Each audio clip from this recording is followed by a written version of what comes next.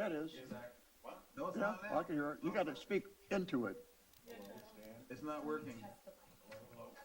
Is it green? Or did, It's green. hello? Hang on. Plug it, that'll fix it.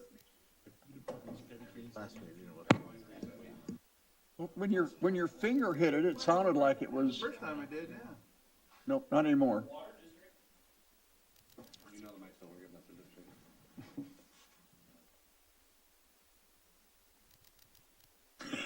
All right, we're going to call this meeting to order at 6 p.m. Thank you for the loan of your microphone, Mr. Vice President. My pleasure. All right. Pledge of Allegiance. Let's see. How about our esteemed General Manager? Would you mind leading us in the Pledge of Allegiance today? Be my honor. Please place your hand over your heart and repeat after me. I pledge allegiance to the flag of the United States of America and to the republic for which it stands, one nation, under God, indivisible, with liberty and justice for all. All right, thank you very much. Roll call, please. President St. Amand, Here. Director Cordell, Yes. Director Griffin, Director Rotora, Here, Vice President Boyd. Present. All right, posting of agenda declaration, please. The agenda for tonight's regular board meeting was posted on Thursday, July 7th, 2022. All right, very good. Conflict of interest declaration. Director Rotora? none for me. None for Griffin. None for Boyd. All right, thank you. None for St. Amand. But that being said, is it working? That being said, it is necessary for me to inform you that I am an employee of the federal government. However, any opinion I state this evening has not necessarily any bearing on the opinion of my employers, nor does it necessarily agree with other members of the board of directors. Thank you. Okay, public questions and comments. This portion of the meeting is reserved for persons desiring to address the board on any matter not on the agenda and over which the board has jurisdiction. However, no action may be taken by the board of directors on any item not appearing on the agenda. Non-agenda speakers are asked to limit their presentations to 5 minutes. Public questions and comments on items listed on the agenda will be accepted at any time the item is brought forth for consideration by the board. When you're recognized, please state your name and address for the record. Thank you. Do we have any public comment or questions? You have a caller? One moment. Go ahead, caller, name and residence? Yes, my name is Renee Westalusk, and I live within Ridgecrest city limits, and I am a water district customer. I have 3 questions, actually, that pertain to last month's special board meeting. Number 1, there was a draft letter that you were going to send out to those commercial businesses and institutions that have to abide by those new water regulations put in by the governor's executive order N7-22. I wanted to know that draft letter that you reviewed at the last meeting, has that been sent like to HOAs in the area? And second question I have, I noticed that the attorney fees are going to go up for the adjudication, and I wanted to know how much more is it going to cost the water district per year for those attorney's fees with the increase. And then I also wanted to know, how do you find that 2020 water general plan that was approved at the last meeting? Because I went to the website, it said it was on the website, but I did the search box and I tried all the different drop down boxes and I can't find it. And those are my comments. Thank you. So Renee, your first question about the letter going out to the commercial and institutional customers, it should have, the the governor's executive order and the subsequent actions taken by the Department of Water Resources do apply to HOAs, but the same exceptions would apply as applies to the other commercial institutional organizations. That being, if there's trees planted that or perennial plantings that depend on that irrigation, there's an exception for that. If it's a common area, for example, Freedom Park by City Hall, where the community uses that for various events, and there's a third exception for certain types of turf that by nature require less irrigation. That would have to be brought to the district, the specific type of turf that's planted for the district to approve whether or not there's an exemption for that. So I would think that they would have your HOA should have gotten a letter. Don, quick question. The Heritage Village HOA, their park is served by a private well, is it not? It is, but my understanding is, and Renee can confirm, that I believe they're having a problem with their well. Okay. And I believe that they are getting water from the water district right now. Is that correct, Renee? Yes, they're not watering very much, but that's just one HOA. There's actually 3 in Heritage Village. There's the Fountains Townhome Association, and then there's Montefino. And I'm a member of 2 of the HOAs.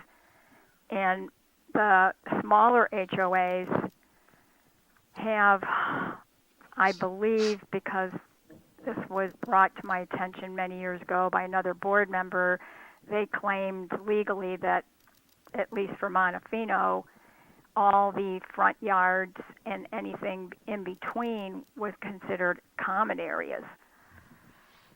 And so, and that we didn't have, as homeowners, we didn't have any control over like our front yards or any surrounding turf that, but you're saying there's an exemption if the irrigation system waters trees and perennial. Trees and perennial plantings, and also you're mentioning front yards. Those would be for residences, and those, the regulations don't apply to private residences. Yeah. So even though they're members of the HOA, they are private residences, so they are allowed to continue to irrigate their turf according to the ordinance 103 of the water district, the 3 days per week. Okay. That doesn't really apply to the, what can I say, the townhomes situation, but I can see where maybe an exemption will be made because of the trees and the bushes, the shrubbery is hooked up to the same irrigation system as the turf, so we would be granted an exemption that way. Yes, they were very concerned about not irrigating trees, mature trees. They don't. The intent is not to see those trees, die. So if it's required to keep those trees alive, then there's an exemption for that. As far as your second question, I have to defer to. I don't think we know what the impact will be on a fee increase. Sure. Renee, the board approved a rate increase effective July 1st. The rate increase, I work hourly for the board, and the rate increase was a 10% increase over what my rates are now. We have historically increased our rates every 3 years, so this is my first increase in 3 years, and it's going to be 10% more of whatever my billables would be. I do not have an exact number for you in that regard because I don't know how many hours I'm going to work. But will it affect the adjudication? Because you have the other firm that's going to be billing at, I assume, the same rate, the higher rate. They already bill at a higher rate than I do. So that will not have any impact on the adjudication with respect to the other law firms' involvement. Okay. And with regard to your last question about the 2020 general plan, I'm trying to pull up the website, but does somebody know offhand where it is? Yeah. It's under public documents, and then under there's one that says public reports /CEQA, and you scroll down. In the April version, the draft general plan is on there. We do need to update it with the final version. That has not been done yet, as far as I can see. But I don't think there were many changes made since the April version was put on there, if any. Just as a side note, when we're talking about legal fees for adjudication, the Water District is virtually the only organization paying the replenishment fee money, which is being used by the GA to fund things such as their legal defense in the numerous lawsuits in which they're involved. So whether we are involved in an adjudication or not, we are still paying legal fees for lawsuits that are generated by the actions of the Groundwater Authority. Right, next, please. And others. And others, yes, sorry. Yes, good evening, everyone. My name is Mike Neal. We get the usual business out of the way here. I have here my bill the last month on water, and my water charge was 23 something cents. The GA fee was $41.35, so not quite twice as much as my water charges, but pretty close. Right in line with the graph that I supplied some months ago. So when I get done, I'll hand this payment for the GA fee paid in protest to Lauren, and then we got that done. Being, of course, surprised, I won't put an adjective on that. At the last, I think it was the last meeting, yeah, when they were talking about the consultant's proposals for raising the rates 10% every single year for 5 years, maybe and then a little bit less than that in years beyond. With all the other increased costs everybody has, I'm sure the people that are aware of it, which I'm sure also are quite far fewer than they ought to be, are choking on those numbers. Even though the city has done them far worse than things in the past. So I thought I'd bring to the record and public notice something that I'm gonna bring up here, and none of this has any personal connotation. It's just matter of fact. It's finances of the district in general, and something that when people look at this, I certainly wondered, and I'll just give you the numbers here. These are from the appropriate California website, and I didn't know what that was. You could pretty easily find it. And let's talk about the salaries for various personnel in the water district. And we got a general manager total wages figure of over $244,000 per year, chief engineer of $158,000 per year, and a list of various salaries. A number of which, I guess if you're not familiar with what they are, it's hard to question, but the top 1, 2, 3, 4, 5, 6, 7, 8 are over $100,000 per year positions, and quite a few of those are high 90s, and then they go down as you go down in the lower pay scales or whatever. So I have to be honest and say I have to wonder, in view of the fact that I do believe the general manager of the water district supervises a whole lot less employees than the city manager of Ridgecrest, who stated they have 131 employees. I've never asked how many employees the water district has, but I don't think it's 130. And I believe the city manager, if I recall correctly, Mr. Rator probably knows, so he can correct me if he wants. I think it's about $102,000 and $160,000 a year for the city manager.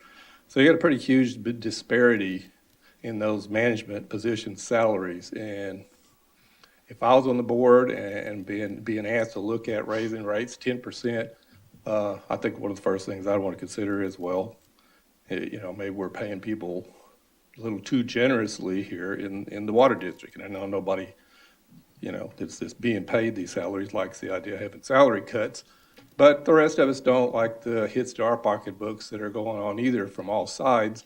And I understand the employees here get hit with pretty much everything we get hit with, but there's a lot of people, and considerable amount in Ridgecrest that they don't get much of a salary raise every year.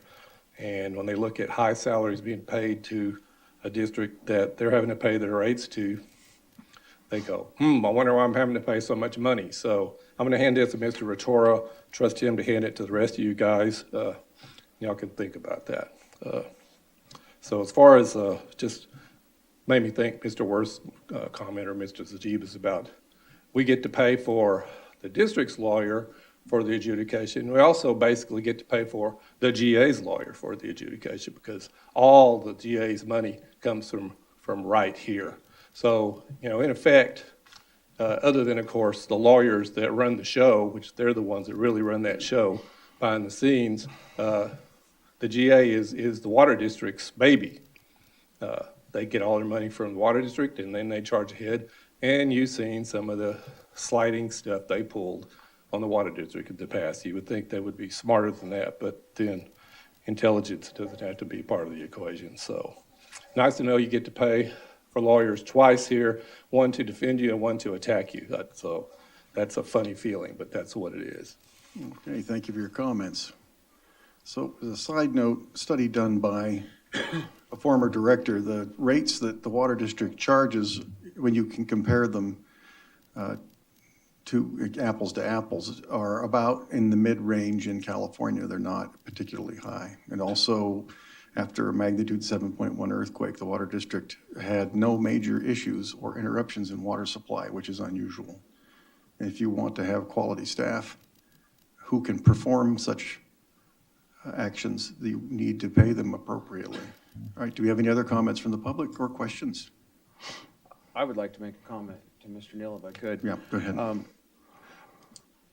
I agree with a portion of what you said about the attorneys, but I do want to stress the importance of the salaries of the staff of the district. We did hear the presentation that you mentioned. I don't believe, we did not vote on that. None of us, I don't believe, agreed to a 10% increase. Not yet, no. We did not. Our employees are compensated by looking at areas and other districts of comparable size. And the employees are paid according to what they could be paid in that area that is comparable on housing, the size of the district. If we paid our employees less, we would lose our employees. We have a lot invested in our employees to have them go through water treatment classes, to distribution, to different courses that they take. And we have lost employees to the base that does pay more in some areas in public works, or we would lose those employees. So it's very important, I believe, to make sure that our staff is compensated, or we will lose the staff, and then we will constantly be trying to train people, and it will just be a turnover. We're going to train them to lose them, and I don't think it's worth that. So I disagree with you on that, but thank you for your comments, and I do appreciate it. Yep, thank you. Thank you.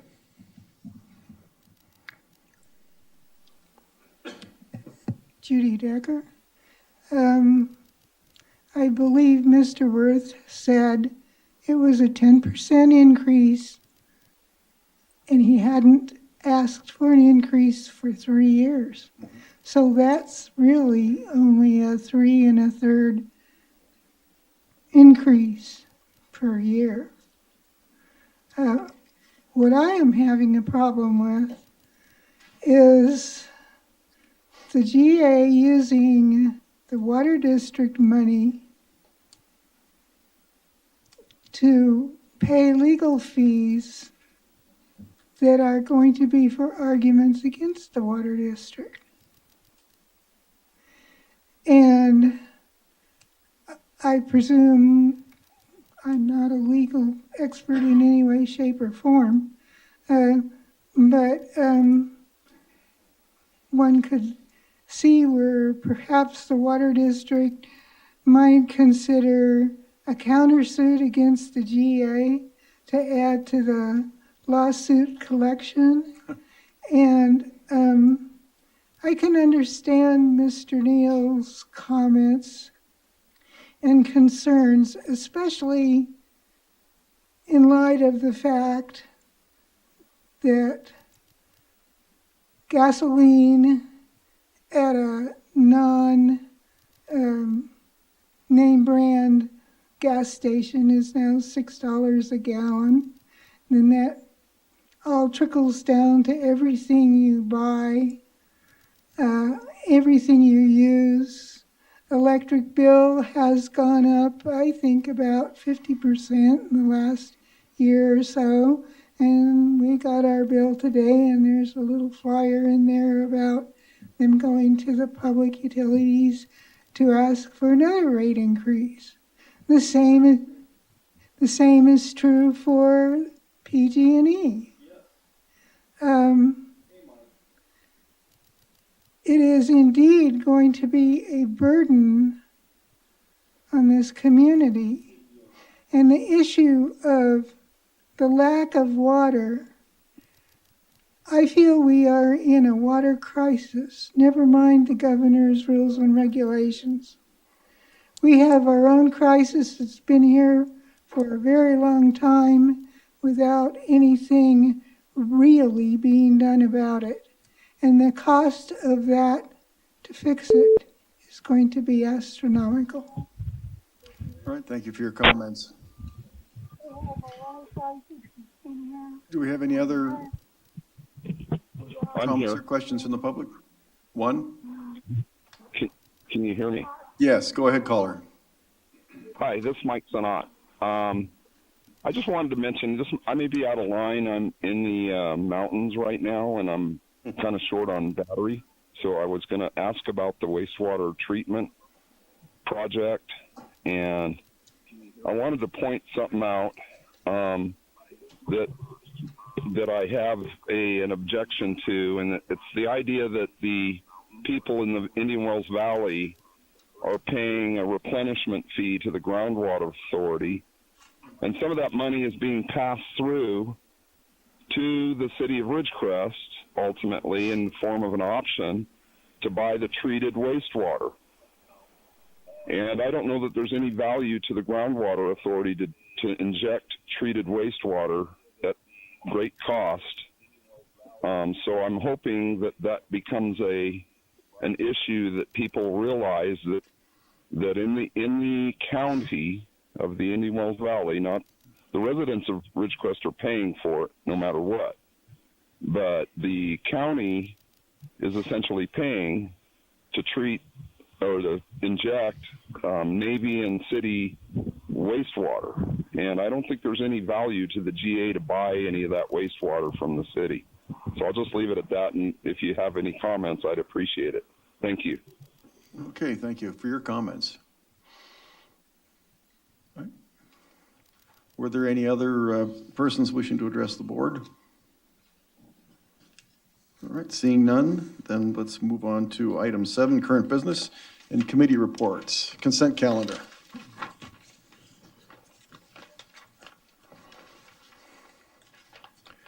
Can I have a motion to approve the consent calendar? So moved. Second. All right, is there any discussion? All right, any comment from the public? All right, then I'd like to call for the vote, please. President St. Amand, Yes. Director Cordell, Yes. Director Griffin, Yes. Director Rotora, Yes. Vice President Boyd. Yes. The motion passes unanimously. Item B, Water Management Committee Report.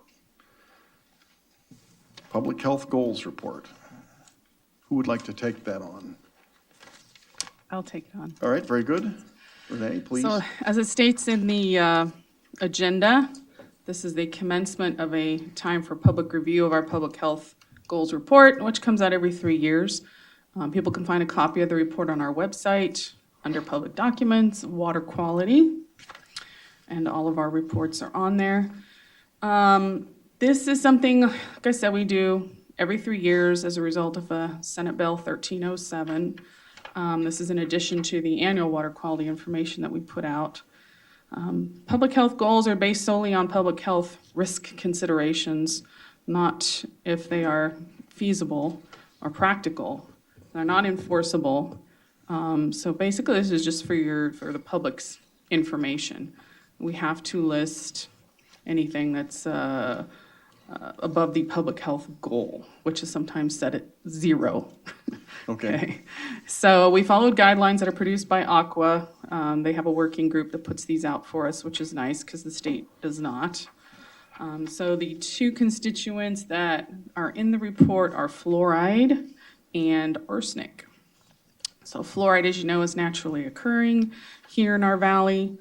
The public health goal is 1 part per million, which is lower than of course, the maximum contaminant level for fluoride is 2 parts per million.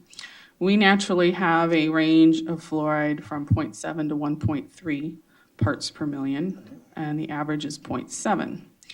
As such, we are not required to add any fluoride to our drinking water. which does happen in cooler climates. So the public health goal is basically established for fluoride poisoning. If somebody would drink the water, gallons and gallons of the water every day for 70 years of their life, that kind of thing. So there is no recommended reduction of the fluoride in the water because we have basically the optimal level that the state's looking for. So, and it's blended. So we do have 2 wells that are technically above that goal. That's wells, let's see, I have it on here. Wells 9A and 10 with 1.3 and 1.1 parts per million in the water concentration. Now those are also treated for arsenic, but that doesn't affect the fluoride level. But the water from those wells is blended with other water from other wells in that zone. So, and as I'd said, the average is 0.7 throughout the system. Okay. The other constituent is arsenic, which we're very familiar with. The maximum contaminant level is 10. Of course, we do have the 4 wells that we do treat to lower the level of arsenic. The public health goal is 4 parts per trillion, which is extremely small and actually cannot even be measured in a laboratory. So it's based on, no more than 1 excess cancer in 1 million people who drink 2 liters of water for 70 years. So that's how they set that.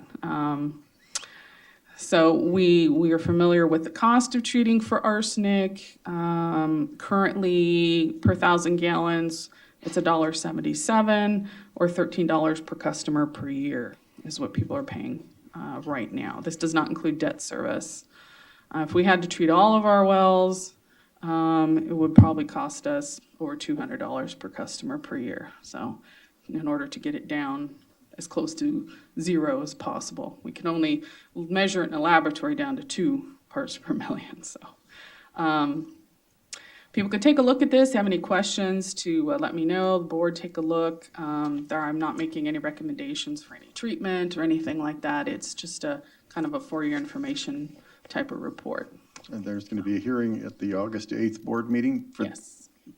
If there are any comments, you can also bring it to the board meeting at that time. That's the public has a month to review the report, come with their concerns. All right. Thank you. Is there anything else for the Water Management Committee? All right. Plant and Equipment Committee. I think we want to mention it's available on the website for the public to review and comment on as well. Yeah, under public documents, water quality. Okay. P&E, we have our acceptance of contract work for Eric Onstott Construction. They were originally awarded the contract back in November of 2019. They started working March of 2020 and finished in June of 2022. So it is time to wrap up their contract and go out to bid again. We have a retention right now of $11,128.93. And I'm recommending the board accept their work and release the retention. Okay. I make a motion to accept their work, and we talked about that the other day in the plant and equipment, and they hadn't had a raise since 2019. Correct. So they've been hanging in there with the same price, although the oil has skyrocketed. Okay. I'll second the motion. Is there any commentary from the public? One moment, please. Yes, Mike, now, just would like to congratulate the quality of the pavement redoing in the places where the district has to cut up the roads.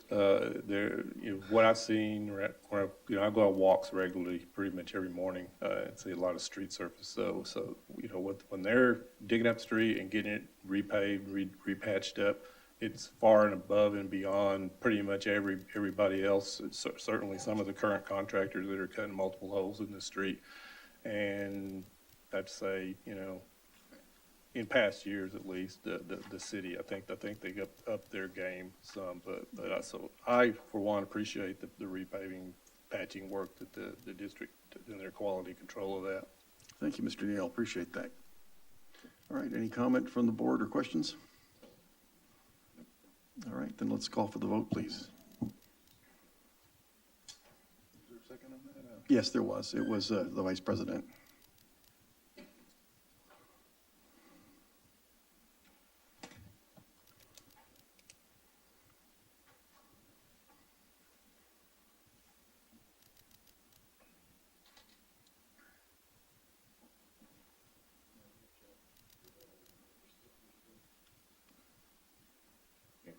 Perfect. There we go. Nobody helped me. Resolution passes unanimously. Admin Exec Committee. Review of proposed changes to network security policy. All right. Jason. Yeah, so staff recently reviewed the network security policy for accuracy and relevance, and the changes that were done were to try to bring the policy more in line with the current industry standards for security. The changes that were made are on page 2. There's a statement that says no employee may load any software on the district's computers by any means of transmission unless authorized in advance by the general manager. That was changed to the SCADA IT administrator, since that's his purview. The technical section, which talks about user IDs, file downloads, was removed. Again, that falls under the jurisdiction of the SCADA IT administrator. There's a section under security. The statement was changed that any employee who attempts to disable, defeat, or circumvent any security facility will be subject to disciplinary action up to and including termination. And the other statement that files containing sensitive or confidential data that is transferred anyway across the internet must be encrypted was stricken. All these changes were reviewed by the Admin Exec Committee, and they recommended approval. Okay, thank you. Are there any comments or questions from the public? One moment, please. I'm not going to try to soften you guys up for a punch, but I do appreciate the increase in the level of security in the network. I brought this up, as you're aware, I don't know, a while back, and it's a big deal when somebody hacks any business entity's network, especially, you got whatever it is, 12,000 customers, and they steal PID information, they steal all kinds of stuff, or they hit you with ransomware and all kinds of nasty things, stuff that they're going to dream up, stuff that we hadn't even thought up yet. But, high security on your network is essential in this dangerous, I guess, internet time way of life. And so I appreciate you guys bumping up your hiring a regular IT manager to see to that. I mean, obviously we have to pay for it, but it's worth it. I mean, we all have to do it at home, and we need to do it in our business, especially public agencies. That we are the public agency. It's not just the staff up here; it's all the customers. All right, thank you, sir. I understand we have a caller, Chris. Caller, go ahead, please. Yes, this is Renee Westerlusk, and I live within Ridgecrest city limits. I just have a general question regarding this network security policy. Go ahead. There's all these prohibitions of what employees should not do. Is there anything built into the system that prevents an employee from, or not just employees, but outsiders from breaking into the system and I'm going to answer that by trying to damage it? Okay. I'm going to answer that by simply saying yes and not getting into any of the details of how we do it. Okay, I just want to know the security that if some outside entity, whether it will be within the water district or outside, that they can't mess with operations that are all computerized. Thank you. Okay. The Water District has defensive measures, and outsiders attempting to break into the system are violating state and federal statutes. All right, do we have another caller? Thank you for your question, Renee. All right, do we have any discussion from the directors regarding the network security policy? Okay, may I have a motion to approve? Also move. Okay. All right, Second. very good, thank you. Let's go for the vote.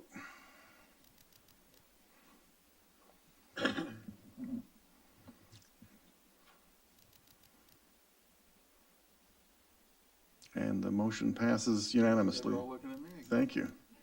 He was the second one to vote. I saw him do it, yeah. Good job, Jason. All right. Item Delta 2, Junior Associate Board Member Pilot Program. Dawn. Sure. So the Junior Associate Board Member Program came to my attention through an article in the monthly Association of California Water Agencies magazine. It was a program that was started by Scotts Valley Water District. And when I read the article, I happened to know the general manager of Scotts Valley Water District, so I gave her a call and asked her questions about it. I found it intriguing and something that I think the water district could benefit from. So it was actually presented in April, if you'll recall, and I think in the packet you should have the staff report from April that presented the concept.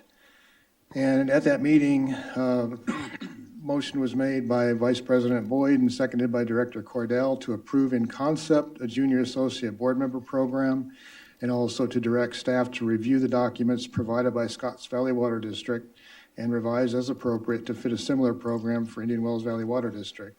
And that motion passed unanimously. So there's been a lot going on last couple of board meetings, and agendas were pretty full, so didn't feel like this was a high priority because we're looking at doing this the first of next year. But regardless of, I did put together a couple of documents that are in the packet. One is the description of the program itself. And just to refresh your memory, if you haven't read it, just a couple of key concepts for the program. These junior associate board members will be expected to attend all regular board meetings. They would not participate in closed sessions. They would not be they're a non-voting member of the board. And from the district's requirements would be to provide the necessary resources that would be included but not limited to a mentor-mentee relationship where they could be paired with a staff member or board member to help them along with the understanding of the workings of the water district and the issues that are facing us. As far as eligibility, I changed it a little bit over from Scotts Valley. They have a few different requirements, but essentially reside or work within the water district service area, age of 16 to 24 years old. Scotts Valley went to age 30, but I think it would probably, I was thinking limit it to more senior high school students as well as community college students locally. So that age seemed appropriate. To be eligible, they'd have to have an interest in local government and civic engagement, available to attend meetings, both evening and afternoon if necessary, and a willingness to commit to the full year of the pilot program. Again, this is a pilot program only, it would go for 1 year. If the board decided this was something worth pursuing, it would be made permanent. We were looking at two junior board members that would commit to a 1-year term. One of the things that Scotts Valley did, and I think we need to do as well, is provide a stipend. The suggestion is $50 for attendance of each authorized meeting. Scotts Valley, they do $50 for a half day and $100 for a full day, but I think $50 is more than adequate. We would be looking, according to the proposal, of opening the program in the fall. And then if you look at the second document, which is the application itself, we're looking at potential junior associate board members submitting their applications no later than 5:30 on Wednesday, November 9th. And then the board would consider interviewing eligible candidates on the evening of December 12th, 2022. And then the successful candidates would take office January 1st.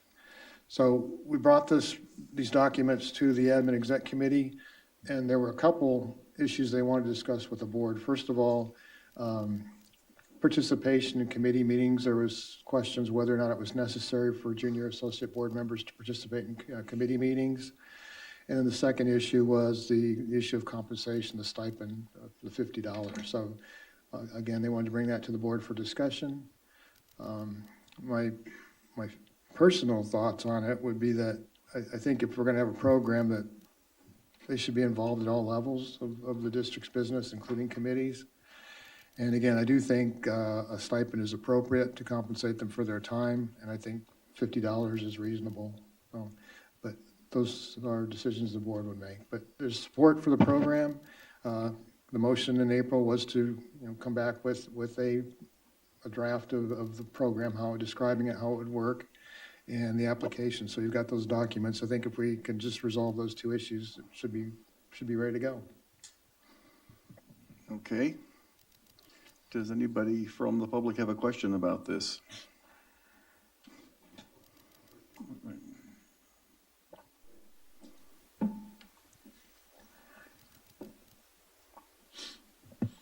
Judy Decker again. If you're going to have an associate program, I do not think you should have a stipend, because the people you want to attract are people who would be truly interested in the government, the local government of our area. These are going to be young people. They need to put their knowledge that they would gain from being here and their enthusiasm before money. And I'll give you a wonderful example. The Eastern Kern County Resource Conservation District, who you know I am vice president of, we get no stipend. We are all volunteers. And like your meetings, sometimes they're short. Sometimes we spend days doing things, like when we have our drought-tolerant plant sale, which is coming up this fall. I think you need to consider the kind of people you want to attract, and I think offering the big carrot of $50 is a big carrot. And I really, it's not much money, but again, it's just more money for the district customers to pay at this crazy inflationary time that we're living in. Thank you. Thank you for your comments. Could respond? Yes, go ahead, Don. Our board members receive a stipend. I don't think any of them are doing it for the money. I mean, so I think, if somebody's going to commit to a youth, a college student's going to commit their time, I believe they should be compensated at some level, and I don't think $50 is a lot. And I don't think, again, I don't think they're going to do it for the money. I think they're going to do it because they're truly interested in engaging in the community and water issues and learning about the issues facing the valley. Those are my thoughts. Sorry. Thank you. Next. Yes, Mike Neal. So I'm going to take an unfamiliar position here and recommend that you do spend the money. Like it's been stated, it's not a lot. Judy's being, what I usually am is totally fiscally conservative and don't spend any more than you absolutely have to. But talking about people who you see rarely out of that age group at these meetings, I don't even recall seeing 18 or 16 to 24-year-olds in here. I think we had a younger gentleman run for Water District last go-round, but he was, in his early 30s, I believe, something like that. And I recommended him to be on the Water District because I thought we needed some younger blood with, they have different perspectives and different ideas that like it or not, young kids, younger adults, I want to call them kids, come up with ideas that us old graybeards we're just not going to hit upon those things. And pay them $50 to make it more attractive to take all the time. And, fact of the matter is that a lot of stuff that goes on in board meetings like this is not really exciting. It's kind of routine and mundane. Sometimes it gets to be, ho-hum and so you got to have some level of commitment to do it, even if you're getting $50 a meeting. I mean, that's just what it is. And I wonder, I've forgotten, I believe that 16-year-olds cannot vote. So I kind of look at this as a method of drawing in some of the younger crowd. I would bump up the lower age to 18 to 24, or even 18 to 26, so that should they get the taste for what goes on here, which I believe is part of the goal, they'd be able to run for office. If they're 16 and they're sitting up here, then they got to sit around in meetings for 2 years before they can even run. And I think that it goes a little bit against the purpose. And, if you don't want to give them money, give them something. Give them a candy bar. Give them something to entice them to get themselves in here. I've actually advocated this at city council meetings to try to get more of the public in, because you see, 3 members of the public. What do you got? What, four here? The most important issue in the valley, like it or not, is what we're talking about here. It's going to be that way for the next 50 years at least. And hardly, we got 4 here and a few on the phone. You need to try this out and see if you can't get, be sure you put notices up at the college. If you're going to go down to 16, put notices at the high school. Make it well known that they got an opportunity, if they're so inclined, and try to make it sound attractive somehow or the other. Okay, thank you, sir. One moment, please. Sophia Merck. I think this is a wonderful idea. It's wonderful. I mean, look at the audience. We're well over 70. And this is a way to bring new people in with young ideas. This is great. I really think that they really need to be paid. I mean, a gallon of gas is over $6 for them to get here to the meeting. So $50 is not that big a deal. If people want to make a big deal out of them, at least pay them per diem so they can get to the meeting and back. One of the things I was thinking about too, it would also be good as an incentive for them to get maybe some college credit for this, or at least public service credit, so that if they apply to a college, no matter what type of college, they would get some benefit. But I think it's a great idea. I thoroughly endorse it. This is wonderful. And thank you to the Indian Wells Valley Water District for looking at this program. It's wonderful. All right, thank you for your comment. Although I would say the way gas is going, it might be cheaper to give them $50 a meeting rather than pay per diem. We have a caller? Yes? Pending. One moment. I'll hear a beep here in a second. Good evening, caller. Please state your name and city of residence. West of Lusk, Ridgecrest. Sounds like The Exorcist. Hi, Renee. Hi. She better call back. We're checking, because the signal's badly broken up. There we are. I just have a question. I didn't have time to read thoroughly all over the whole pilot program literature that was included in the agenda packet, but would this allow any young person from age 16 to 24 or higher to apply for this? Don? Yes, we're trying to encourage, like I said, the upper level high school student and community college students to apply. So, yes. So they wouldn't have to live within the water district?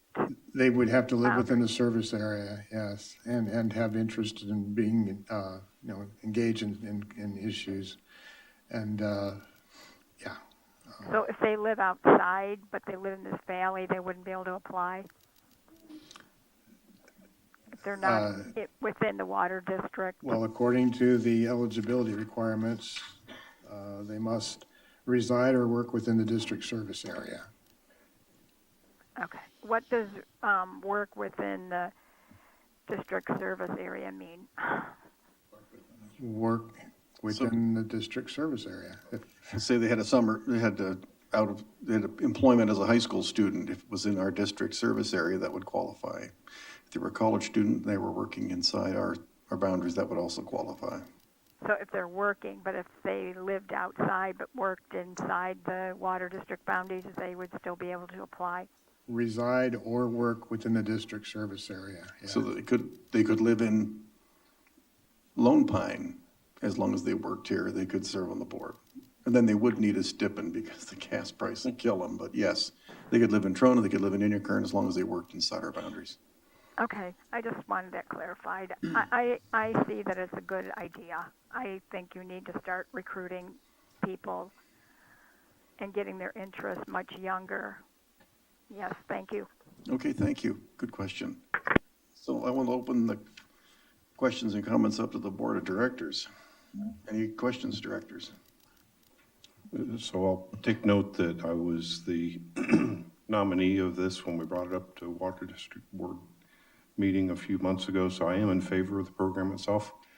When we talked about this at the admin exec meeting last week, took issue with $50 level, thinking about principally one thing was the committee meetings that we typically have are short. You know, if we have a long committee meeting, it might be an hour, but typically they're not. Our board meetings sometimes we might be here till 9 tonight, I don't know, right? They are longer, and of course our workshops are longer. In which case $50 for a stipend to attend a meeting makes sense. For the short meetings, I'm not sure a stipend of $50 for a teenager not to participate in a committee meeting, for example, makes sense. So I'm struggling a little bit about how do we do this? Did we think about paying by the hour? Is there another way that we could approach this, or perhaps a lower stipend? Don't want to discourage in participation. I don't think the dollar threshold should be the only principal piece, the reason they're coming in here. But $50 to, 16-year-old who can earn maybe 17 working at Chipotle is a big deal, right? So anyway, that was my thoughts and concerns, and I thought it would be good to talk about it at the board.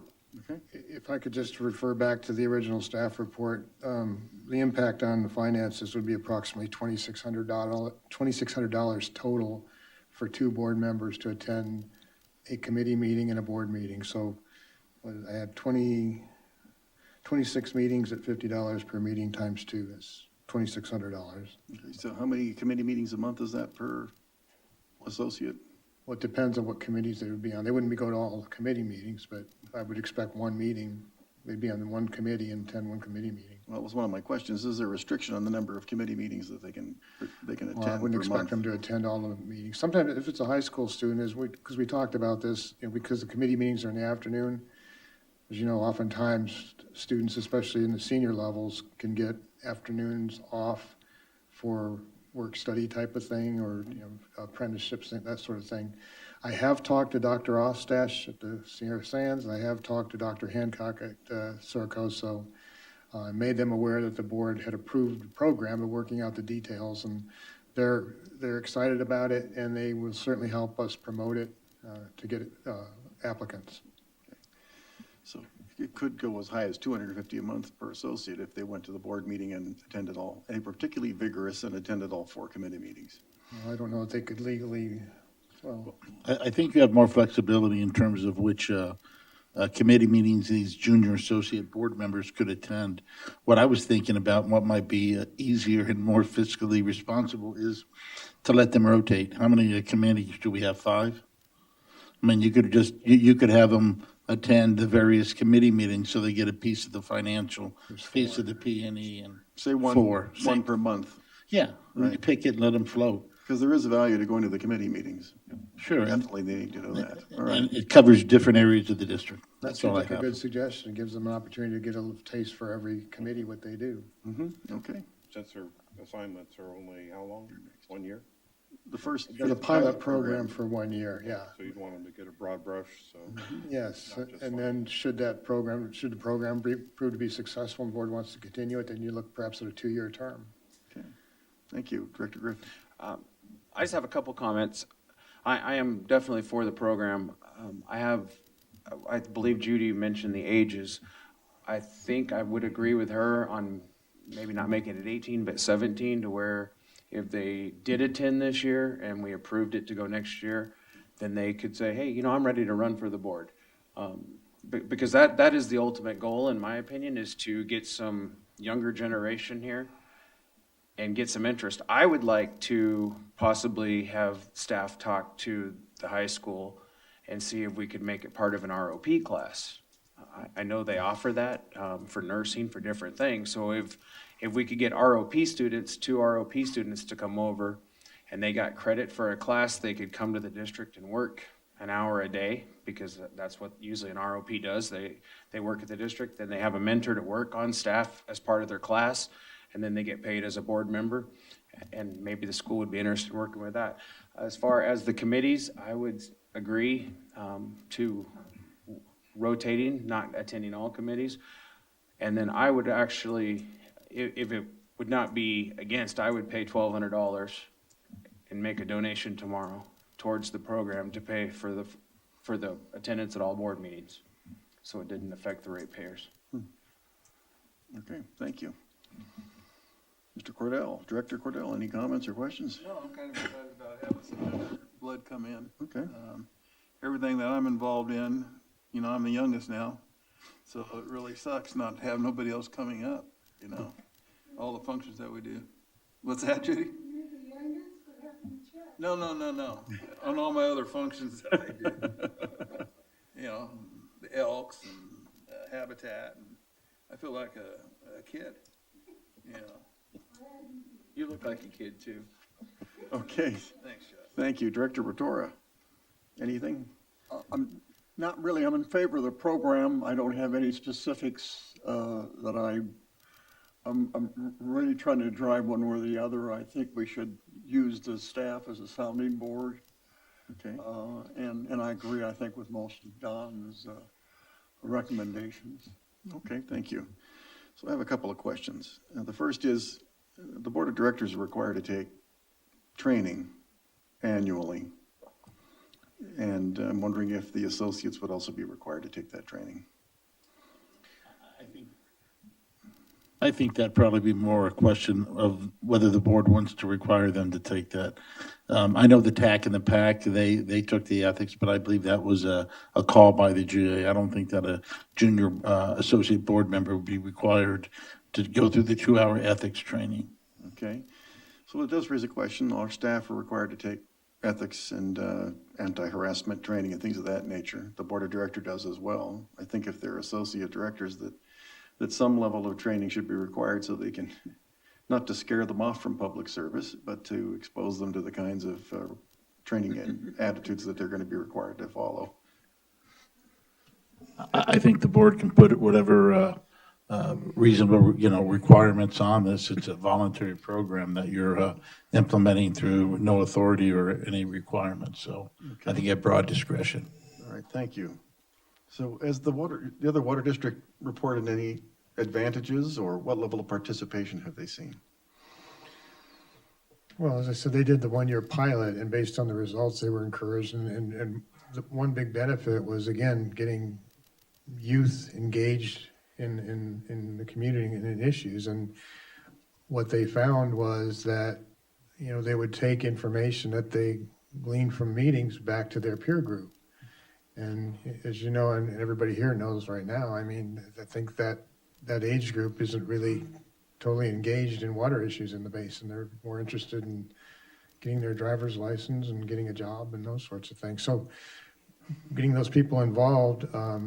The other thing that was mentioned by the general manager at Scotts Valley was that they felt that it was encouraging those that were successful candidates into the program to, as you said, to get engaged in the future in civic government.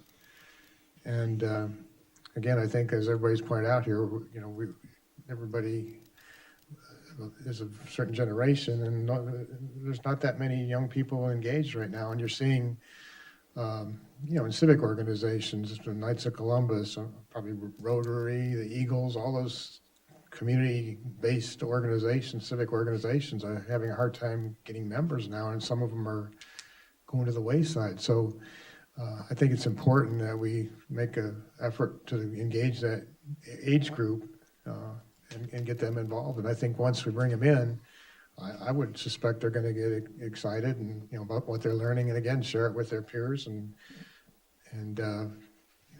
engage a whole new group of youth in maybe being involved and coming to meetings perhaps. So, but it was successful.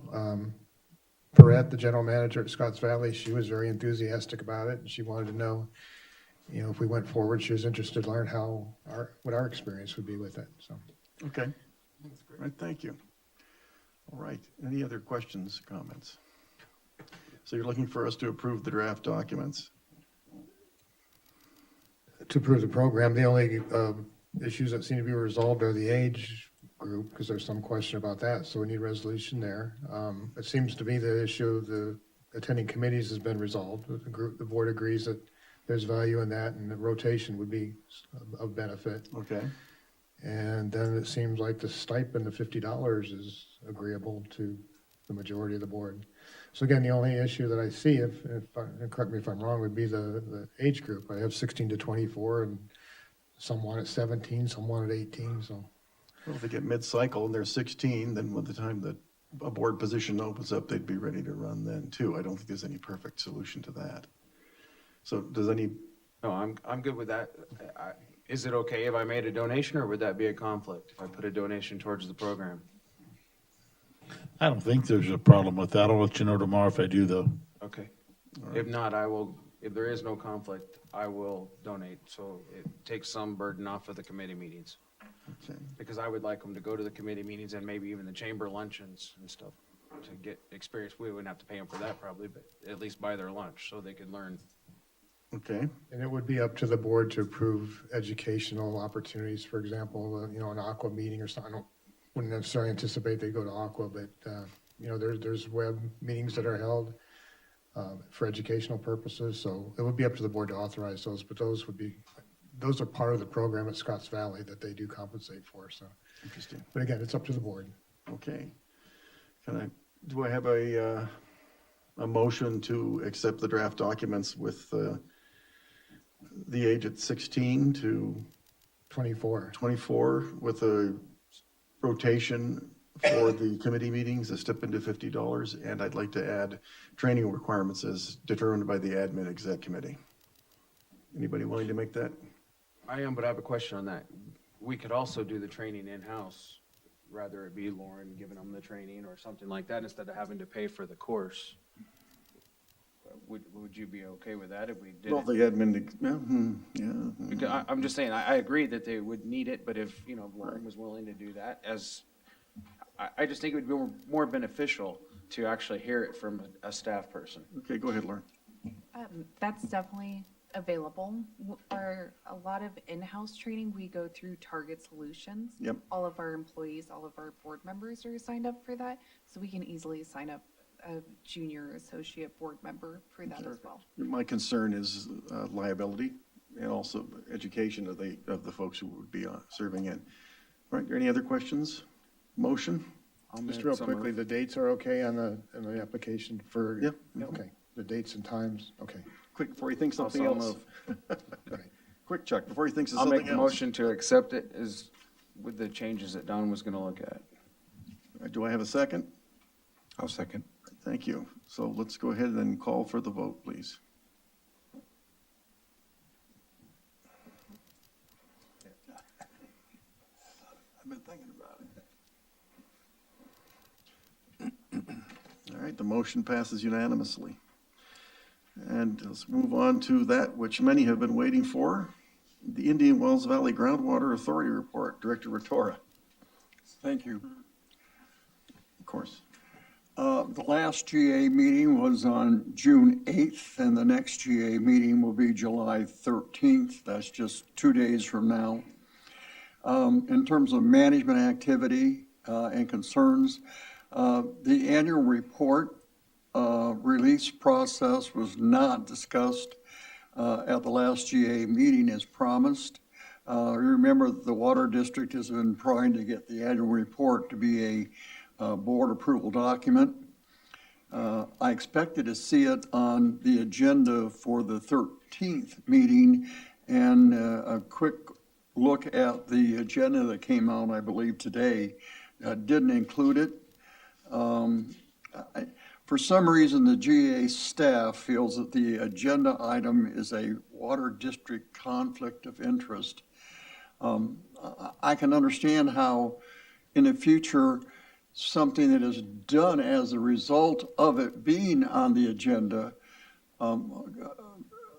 could maybe possibly somehow, but for an agenda item to be a conflict of interest, it just doesn't make any sense to me at all. Director Ratori, it's a little bit more complicated than that. It has been pulled, it has been kept off the GA agenda. Don and I have agreed that it should be left off, and we'll discuss that further. But we're in the same situation we were last month on that. Okay, Thank you. yeah. Yeah. Well, it bugs me, I have to admit. The next topic, I'm going to continue to encourage the use of planning tools. The PAC has also advocated for the use of additional planning tools in terms of putting down schedules, plans, budgets, correlated, et cetera, et cetera. The PAC's being ignored, and we are being ignored right now, but I'm going to continue to encourage the use of planning tools.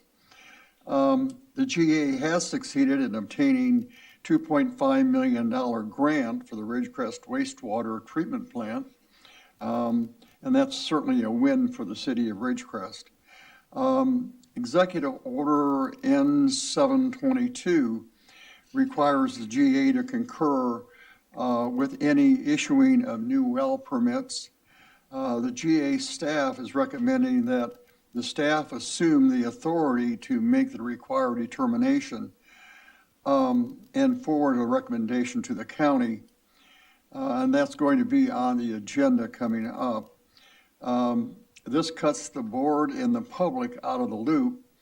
In my mind, the current process as is in the agenda package is the process is not well defined, and there is no appeal process associated with the process.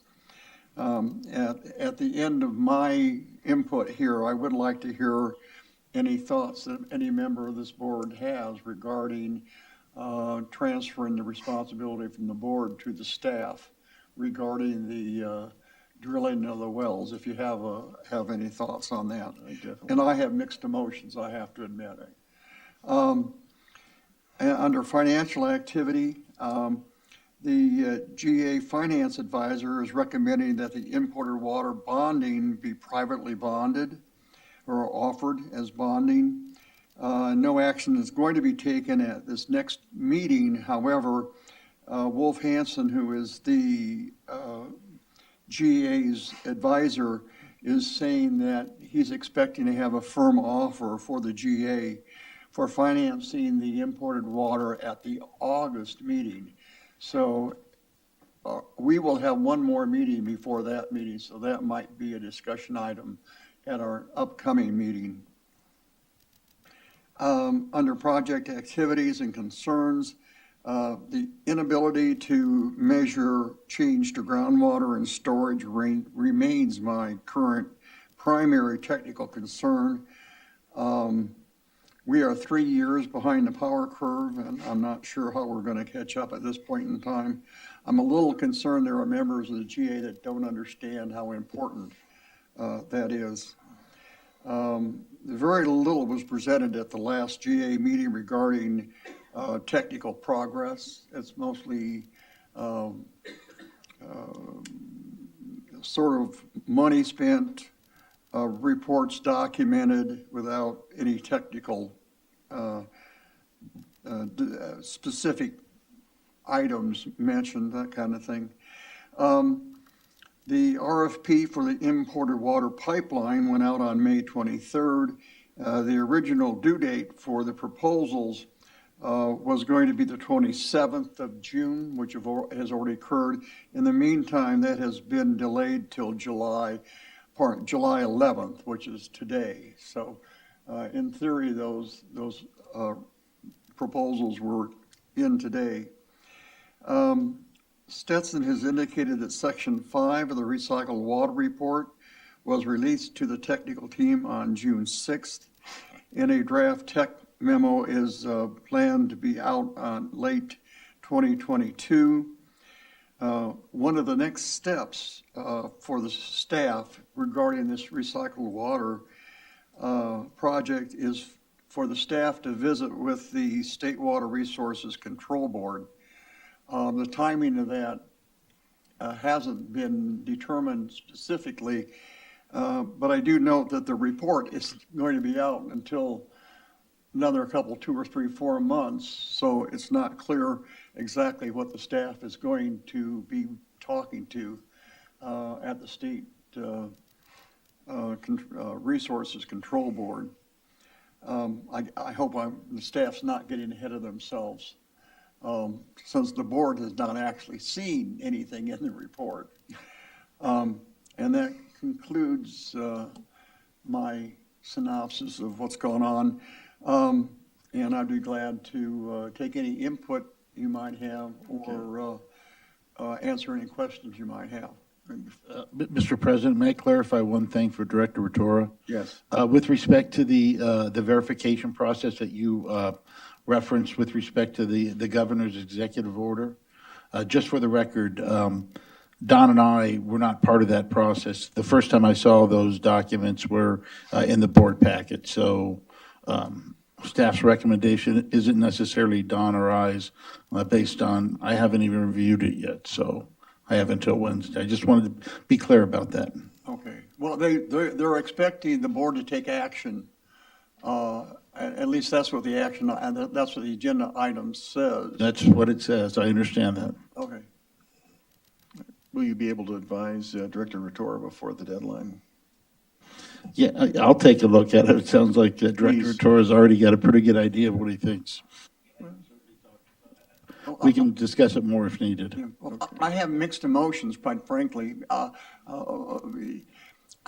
don't want to tie the board up with every proposed new well that is being brought forward. On the other hand, giving the staff permission to do something without the board being involved at all, or there being no appeal process, disturbed me a little bit too. So on the one hand, it would make it easy for the board, including myself, to just hand it over.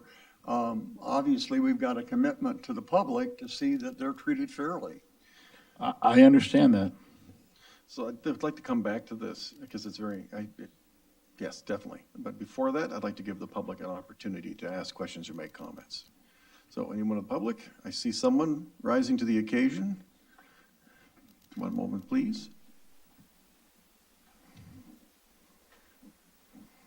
Judy Decker, PAC member. I have a comment. My comment is at the last PAC meeting, I don't know if you listened in, Stan, it too is overflowing with public participation. There's just the public right there. Don. The PAC, except for myself, approved a document that they are going to present on Wednesday to the board for approval that is a mini book. It's about 6 or 7 pages long of recommendations for the board to do in great detail. Let's see, David Janik, who's the chair of that committee, calls my comments I wrote a minority protest. I protested because my suggestion was, in light of the way the board has responded in the past year or so, that we only give the board 2 or 3 things to work on at a time. No one agreed with me in entirety, but what is proposed will be very expensive to execute. And I want to point that out to you. You should be able to find that by this time on the GA website. It includes a detailed redoing of their website. It includes creating, for you former federal employees, in essence, a POAM, which has been continually requested by members of the public and others for the entire 6 years that the GA has been in existence, and it's something that is desperately needed. For those of you who weren't federal employees, it's a very detailed, my understanding, because I wasn't a federal employee either, is it's a very detailed schedule of projects that are going to be done, who's going to do them, and what their budget is and how it's staying on budget. And I want you to be aware of this before the meeting, so that's why I'm telling you about it now. Thank you. Thank you for your comments. Anyone else? A few more. 50% of the audience. Sophia Merck. I am a little bit concerned about some of the verbiage that's coming out of the GSA in regards to what happens to a person that lives in the Indian Wells Valley and their well goes out and it's summertime. I have concerns that with the new verbiage of a new well, what are those people going to do? And they have no way of appealing to a staff member. You know, let's be human. Let's think about what it's like in the summertime with no water. Thank you. All right, thank you for your comments. Next.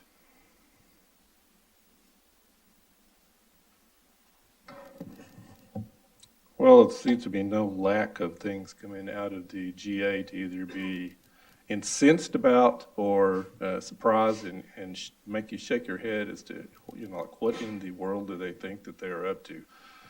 So most of the stuff I'm going to see, in fact, all of it, does not regard Mr. Rotor, who is, I regard as the only ethical member of the GA board, period. And if people don't like that, they can get in touch with me and complain about it. So let me first start off with an article put out in the News Review back in June about the GAs trying to file suit against the Indian Current CSG and serving them notice and saying, you haven't paid your fees, stop pumping water.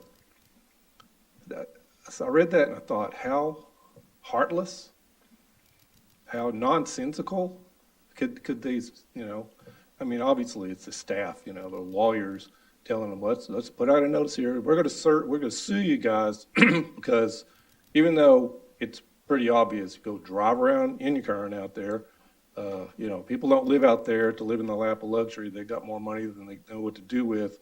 But, you know, pay us 27% more, pay our GA fees, and do it, or we're going to take you to court, and make you stop pumping. Well, they can't even afford a lawyer to defend themselves in court. So that concern that they're trying to push out of business comes to their rescue to provide lawyer support for the Indian Current CSD. Instead of the GA board having any compassion or any sense whatsoever, they just charge down this, you know, it's a mindless bureaucrat type pursuit in their, it's obvious, you know, for anybody to read the article or certainly talk to any of their friends and neighbors that live out in Indian Current that are hearing about this, it's abominable, period. That's all I have to say about that one.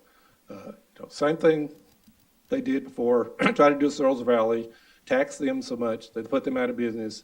And, what do you think they're going to accomplish in this valley besides throwing people, either making them move out and leave a bunch of empty houses, or lose their jobs and have to move out and leave a bunch of empty houses, decimate the economy of the valley? Because, well, we're the board and they say you have to do this and we don't care what happens to anybody. It's just, we're here and unelected, never voted for at one time, self-appointed, sitting up there acting like they're the water gods of the Indian Wells Valley, and totally forget the obvious fact that as far as the water in this valley and the basin in this valley is concerned, that we are all part of a family. We're all drinking out of the same pond. If it was the old days, we'd all be meeting each other at the water well, dipping our buckets down to get the water that we needed, getting to know each other. But, you got the guy from San Bernardino, and you got the guy from Inyo who only cares that you don't get 5 gallons out of the aqueduct. And they could care less, but they get the vote. And the county, what can you say about the county? The way they've acted from day one it's been unbelievable. So it's a don't care attitude, and we're going to pass the laws, and we're going to make you guys follow our agenda, whether you like it or not. And yet, where do they get their funding? They get the funding from right here. Every dime of funding they get comes from right here. But they feel entitled to attack Water District and try to pull every game they can. Let's throw Mr. Rotora off the board chairmanship, because why? Well, just because we want to, really, is what it amounted to. So, sorry, but it's just a very sad thing. And then to hear it said that they want their staff to approve permitting for new wells. And then if they decide, no, you can't have a well, no appeal process. Well, there you go, because they sit in place as an unconstitutional body that can take unconstitutional actions like this, where you get no due process whatsoever. A guy just needs to drill a well. Well, who's doing the review and making the decision. It's Lemieux and Hall. Mm-hmm. They're the boys that drive that whole thing here from day one. And, Johnson, he's off making tons of money. He doesn't care about that, I don't think. And he's going to rubber stamp whatever they say. And they have definitely proven over the last 4 years that they really could care less. I mean, they don't even belong here as far as I'm concerned. It should be kicked off that board. So who knows how you're going to fight it, because everything that's pushed forward on the GA board is rubber stamped by all the other 4 members of the board except Mr. Rotora. So hope you can make some progress on that one, because I sure hate to see people denied the ability to punch a well so they can live in this valley and have no recourse. Okay, thank you for your comments. Do we have a caller? All right, go ahead, caller. Name and residence.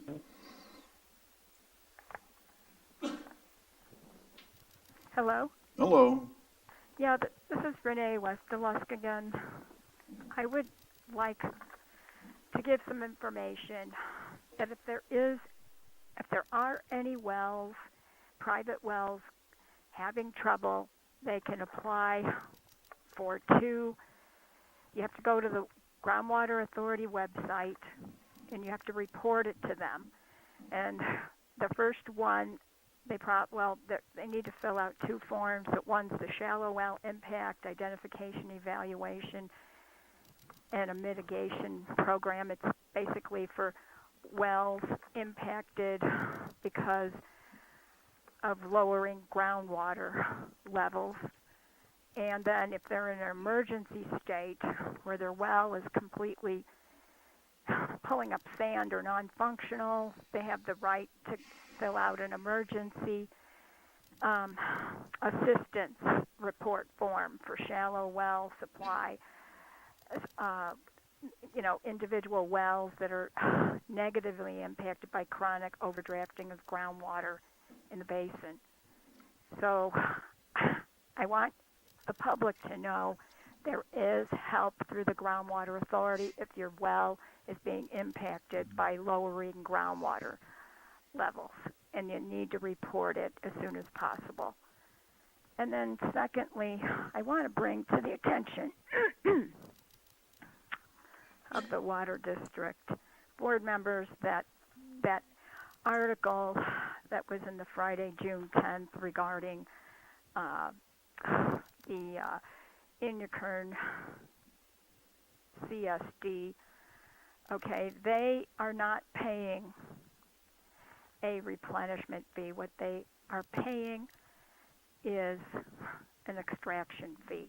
And from what I understand, they were making the payments, and then suddenly they stopped. I don't know the specifics of it, but they were not paying the replenishment fee. They're exempt from that. And it was put in. If people want to verify it, they can go to the August 21st Groundwater Authority documentation of a public hearing that was on the August 21st of 2020 when they adopted the replenishment fee. And there is a chart in the literature. You have to go through and find it. But it lists all the pumping groups that were exempted from having to do the replenishment fee. And it was the water from the natural recharge of $76.50 was divided up. Okay, the city of Ridgecrest got a pumping exemption of 373 acre-feet. County of Kern got 18. The Indian Wells Valley Water District got 4,390 acre-feet exempted from the replenishment fee. The Inyakern CSD at this August 21st, 2020 was allotted 102 acre-feet exemption. Small mutuals were given 300. Trona Domestic was exempted the 217 acre-feet they pump. And all of those totaled 7,650, which is the natural recharge. Then you can also go to, I believe, the April meeting of 2021 where they updated the exempted pumping list. And in your current CSD was given like 171. They bumped them up, 171 acre-feet exempted from paying the replenishment fee. Okay. So I just want to get some clarification, and I really am getting tired of hearing negative comments about the Groundwater Authority when people don't go to the meetings, okay? I want to let this Water District Board know. I have been going to meetings since probably 2015 when Lorelei Aviat, who is department head of the Planning and Natural Resources, Department of Kern came and started doing land use hearings about rezoning the land here in the Indian Wells Valley so we wouldn't have large swaths of A and A1 land bought up by big ag and then made into large agricultural. Okay, Renee, it's been 5 minutes. Can you wrap this up, please? I've been going to all these meetings, and part of the problem is people don't go to the meetings. And I have been. I've only missed like 4 GA, Groundwater Authority meetings since they got started in 2016. So a lot of the problems, people get misinformation and construe it out because they didn't bother to go to the meetings. They didn't bother to go to the agenda listing on the GA site, you know, and now all the meetings are videotaped. You can play them. So I just want to set some facts straight. Okay, thank you for your comments. I will address your first statement that there is relief for people whose wells are suffering from the lowering of the water tables, and that is true. However, if they were to pass this ordinance that allowed staff to give you permission to drill a well or not, that is a totally different subject.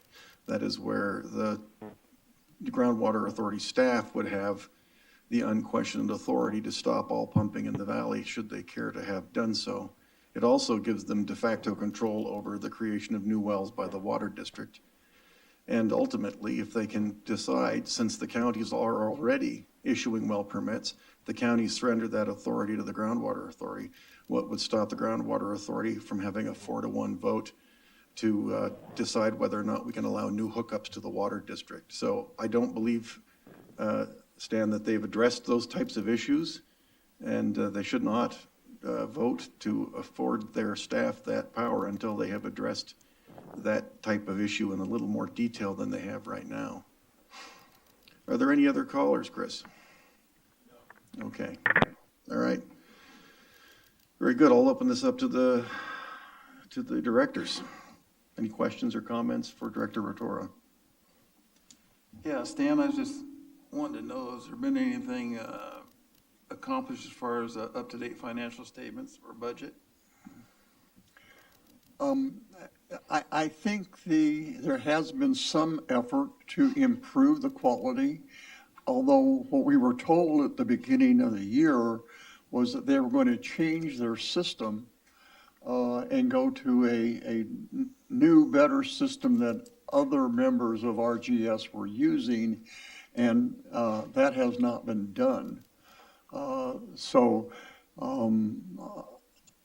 I personally think there is a little bit more clarity than we were getting. It's still not, in my mind, answering a lot of the questions that need to be answered.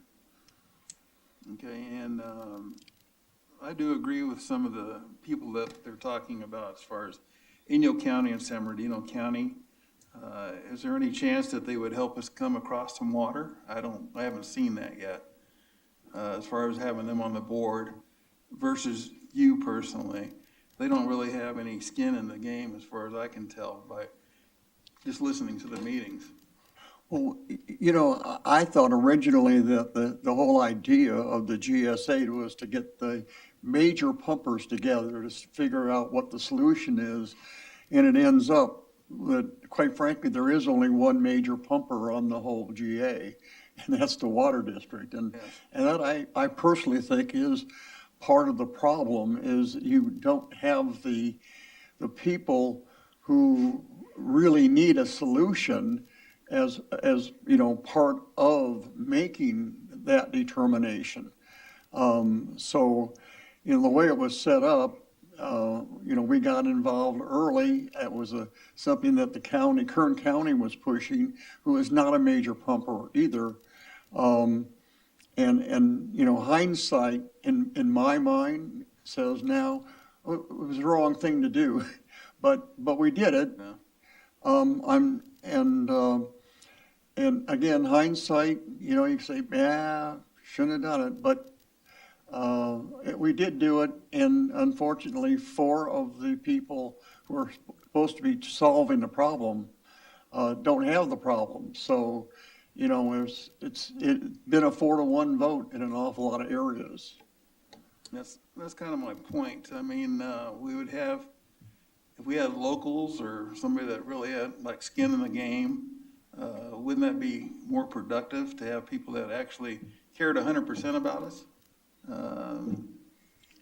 Go that route? I mean, I felt that all along. We're definitely not arrogant here. I mean, but there's other people that are on it that are arrogant. And I think that we should do something to get more local authorities in there. That's my opinion. You know, I think that's a sort of a separate issue. I mean, I don't disagree with you, but under the confines of what we currently envision as the GA, I have to live with the ground rules that are set up and the bylaws that are set up. And so, you know, part of our job is to accept the frustration and do the best we can, go forward the best way we can, and inject as much common sense as we can. But, you know, that's where we are right now. And that's why you see I'm sure you see some frustration, but you know, that's, you know, all part of the way that was structured originally, and there's no obvious way to solve that at this point in time. Just as a major pumper, we have no input whatsoever. Basically is what it boils down to.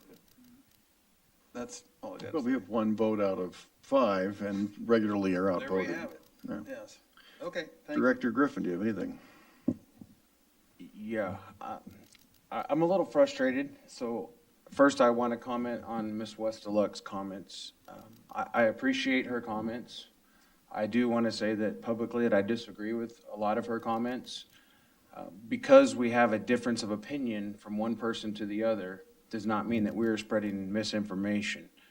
And I too have attended meetings since as have most of you and everybody in the audience that I'm looking at has been at the same meeting since around 2015, maybe even 14, and in Yokern when it all started. But my main concern right now is if we turn over the authority to staff or the board, I have a concern with, to say, no more wells, you can't have a well, you can have a well, you can't have a well. We have 2 people on that board that live in this valley. And if we let this happen, we are giving authorization for 3 outside entities to run our city and our district and what happens in this valley. And that concerns me very much. Do I think it's going to change the way the vote happens at the GA? No, I think they'll probably approve it and say staff has the authority to do it. And then, excuse my language, I think we're screwed because they're going to say who can drill a well, who can't drill a well at that point. So it really frustrates me. And if that happens, I think maybe it's time we make some changes. All right. Vice President Boyd. You didn't mention anything about the audit. The audit, you say? Audit. The audit came through with a clean audit. It took a lot longer than it should have in my mind, but there were, it's the first time they have done, a real audit. And so there were some hiccups. There were a lot of corrective actions that the auditor requested the general manager to make in terms of processing and that kind of thing. The general manager has assured the board that all those corrective actions have been made, and so we would expect a lot cleaner process, shorter process at this next go around. And I was promised that the 2021 audit would be on the agenda of this coming meeting in terms of putting out a RFP for that next audit. And I think actually what's going to happen is we'll probably just hiring the existing auditor who did this year's books, hire him again for next year, which seems quite appropriate. You don't want to be changing auditors every other year. I think the books have been straightened out now to some extent. And it was a clean audit, so there wasn't an issue there. It's just that we can't take a year to do an audit, Right. But I think now we're in a much better position. And of course, the audit showed that we were in debt. We're well in the red.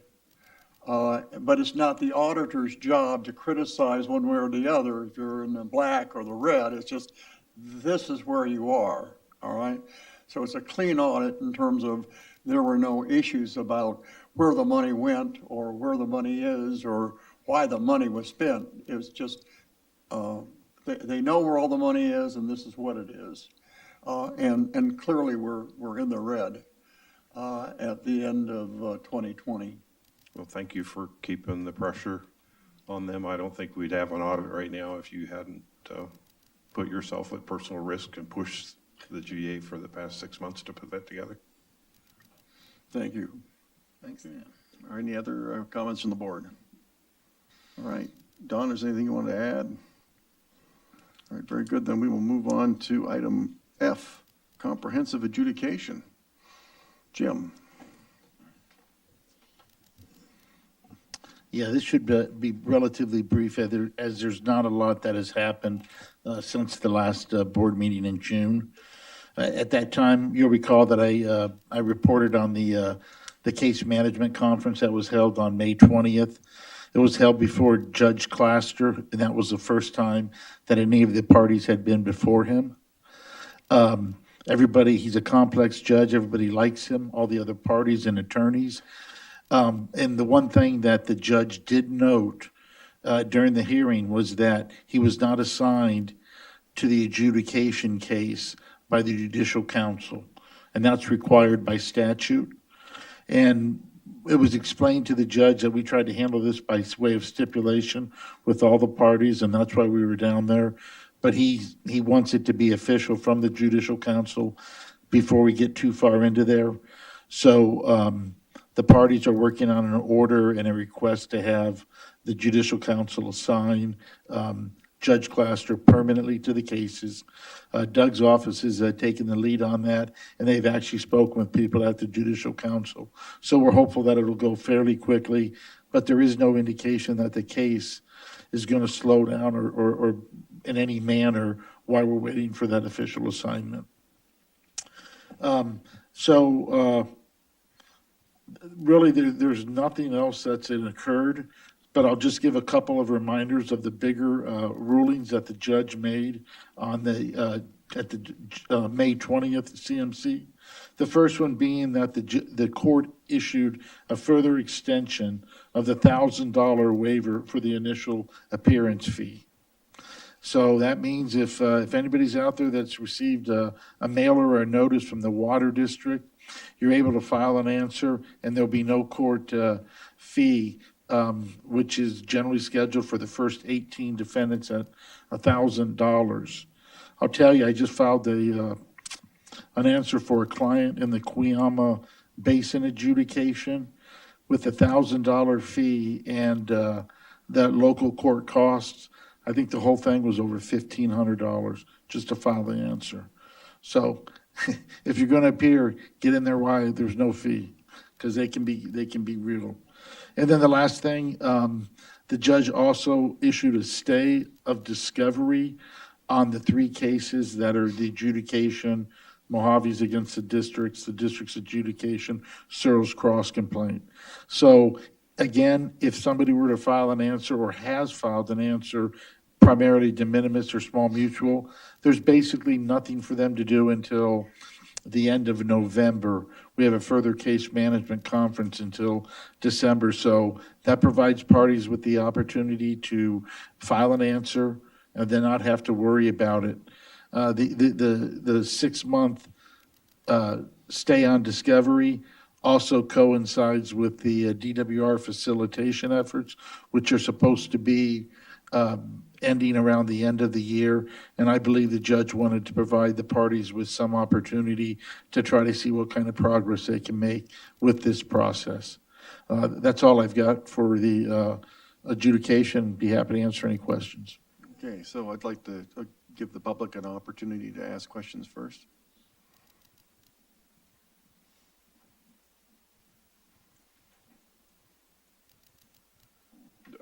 Mike Neal, just what he just said, just kind of a side issue. As far as the facilitation, I'm pretty unclear about how that's all going to play out. Is this going to be closed door sessions between members of various groups talking to each other? Is there going to be no public viewing of what goes on in that? Does anybody know? Jim? I don't, the exact process, I'm not sure, but right now the Stantec, the facilitator hired by DWR. Mike's not on. You'll need to borrow. Oh. There you go. Some sort of microphone gremlins.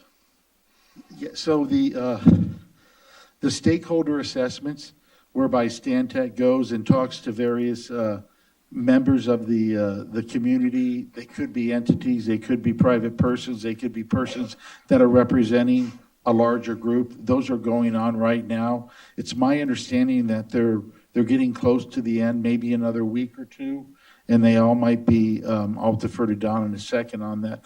They all might be complete. And then I think they'll put all that information together, Stantec will, and there'll be a further public meeting to discuss what was discovered through all these stakeholder assessments. That's a broad overview of how I understand the next step to take place. I don't have exact times for you though, Malik. Okay, okay. Yeah, the other thing that seems strange to me is the facilitation, they're supposed to talk to pumpers, and the GA gets to get on it, but they don't pump a drop of water. So, you know, it seems a little odd, but of course, you know, they get to get on it whether it's the right thing to do or not, so. I will answer that. An invitation was sent to the Groundwater Authority, specifically to the general manager and to the recording secretary. They declined, but the individual counties, the 3 counties in the city, were sent invitations as well. And my understanding is that they did respond. I haven't seen on the schedule where they are being interviewed, though. And by the way, the assessments, Stantec is here today, tomorrow, and through Wednesday to conduct in-person assessments. And I talked to them today, and they said there have been a couple stragglers, so they anticipate wrapping it up by the end of the week. But for the most part, they started these, I think, around June 20th, and they're wrapping them up this week. Okay, thank you. Caller, go ahead. Yes, this is Renee Westola. I'm calling about what Mr. Worth said about there was nothing for de minimis or private, did you say private well owners to do until November of this year? Could you clarify that? Is it working? No. No.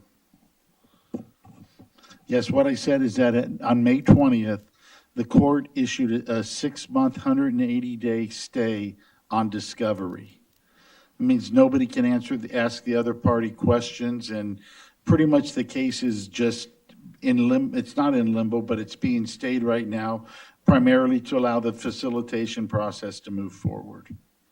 And if you're in the case or anything, all I'm saying is with a stay on discovery, there's really nothing for a party to do. They can always go talk to an attorney, but there's nothing direct they have to do, submit anything to the court other than the answer.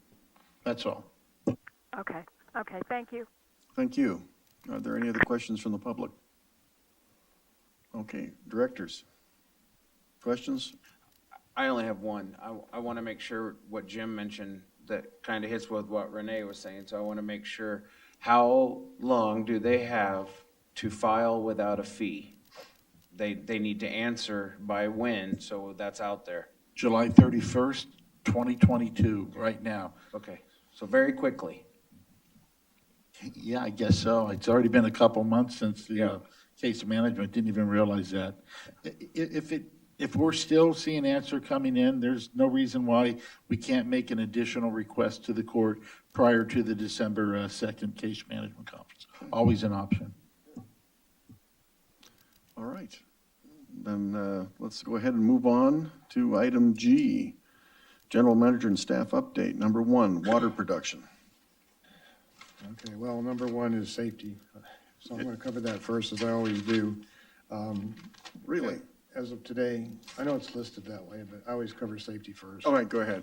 I'm just making sure I'm not losing my mind. It's No, not you're on my agenda. Not yet. Okay, go ahead, safety. So as of today, employees at the Water District have worked 446 days without a recordable injury. Now we'll get to production. Thank you. Metered production at the wells for the month of June was 196,080,400 gallons, 601.7 acre feet. As I say every month, the number that we do record to the State Water Resources Control Board as a comparison is actually metered water through the system and or consumption. And also includes the non-revenue water, leaks, blow-offs, flushing, that sort of thing. That number, 174,205,600, 534.6 acre feet. There is a new requirement from the state board that started just this month to submit a preliminary report with only consumption, population, and the residential gallons per capita per day. They want that by the third business day of the month. We've been reporting, although the requirement for the full report is still the 28th of the month, we've been reporting as early in the month as we can, is generally within the first week of the month. So we did submit that preliminary report with just that information. On the following day, we did submit the full report. The conservation results for June show consumption was down 31.7% compared to June of 2013, which was the original baseline year established by the State Water Board. I'll note this is the second consecutive month over 30% compared to 2013. The Water Board, our board established at a 20% conservation voluntary rate in June 2016 that took effect.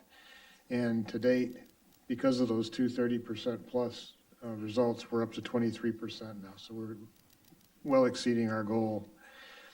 Now, in response to Governor Newsom's request for the voluntary 15% reduction to address the current drought conditions, the State Board is having a second comparison. They're comparing current water consumption to the same month in 2020. Our comparison for June 2022 to June 2020 is 1.2%. I know that doesn't sound really impressive, but I will note again the graph that I presented last month that the water district customers have reduced consumption by 30% since 2007. So, to ask for another 15% on top of that is certainly a challenge. So I think anything that we achieve is noteworthy. Certainly, it's worthwhile to let the state know that we were shooting for their current target reduction, and we have been and have done for over 10 years, and that they should not punish people who were proactive by forcing them into impossible conservations. Absolutely correct. I do compare results to previous 4 years. So comparing June to the recent years, 2021, we had a 26.5% decline compared to 2013. 2020 was 30.9%, 2019, 37.6%, and 2018, 21.4%. So the last 4 years have been, in my mind, exceptional compared to 2013 before the previous drought to this one. We do have to report residential gallons per capita per day, and that was 139.3. And again, that includes both indoor and outdoor usage. As far as new connections, there were 11 new connections during the month.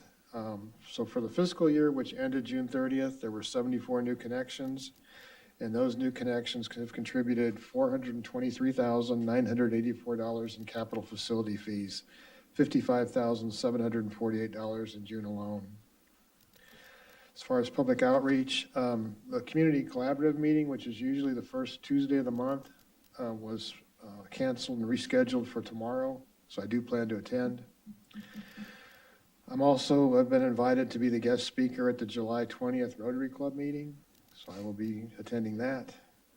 And we're currently working with Providence Strategic Consulting, our PR firm, to promote WaterSmart. At present, only 11.4% of our district customers have WaterSmart accounts. WaterSmart, working in conjunction with the district's AMI system, has proven to be beneficial to our customers by allowing them to manage and monitor their water use. The alerts for unusual usage have contributed, I believe, to the trend in reduced consumption we've seen in recent months. Alerts are provided to customers by email, text, or automated phone calls based on their own personal preference. It's generally within 24 hours of an event being recorded. In the past year alone, we've detected 37,514 potential leak events, and we've sent out 12,653 alerts. Now, you may wonder why the alerts don't equal the leaks. We get alerts of the leaks, but as I said, only 11.4% of the customers have accounts, so they don't get those alerts. But I will mention that every morning we do check to see the leak alerts, and if we see something abnormally high, staff does contact those people and let them know to look for something. And I do want to mention too that we're at 95% positive comments from customers regarding the alerts. And just this morning, for example, we received one comment that said that they fell asleep and left the hose running and they appreciated the alert. Another one commented that they had a stuck float on their cooler, and the alert alerted them to that, so they got that fixed. And another one was the flapper valve on the toilet. When they got an alert, they looked around and found that to be the cause of the leak. So again, overwhelmingly positive comments. People are grateful for getting those alerts. And I think it's even more important now because of, as people have talked about, water rates are going up, the GA fees are expensive. So to have a leak go for the larger part of a month and then get a surprise at the end of the month for a big bill, we certainly don't want to see that. So again, I think it's been very beneficial.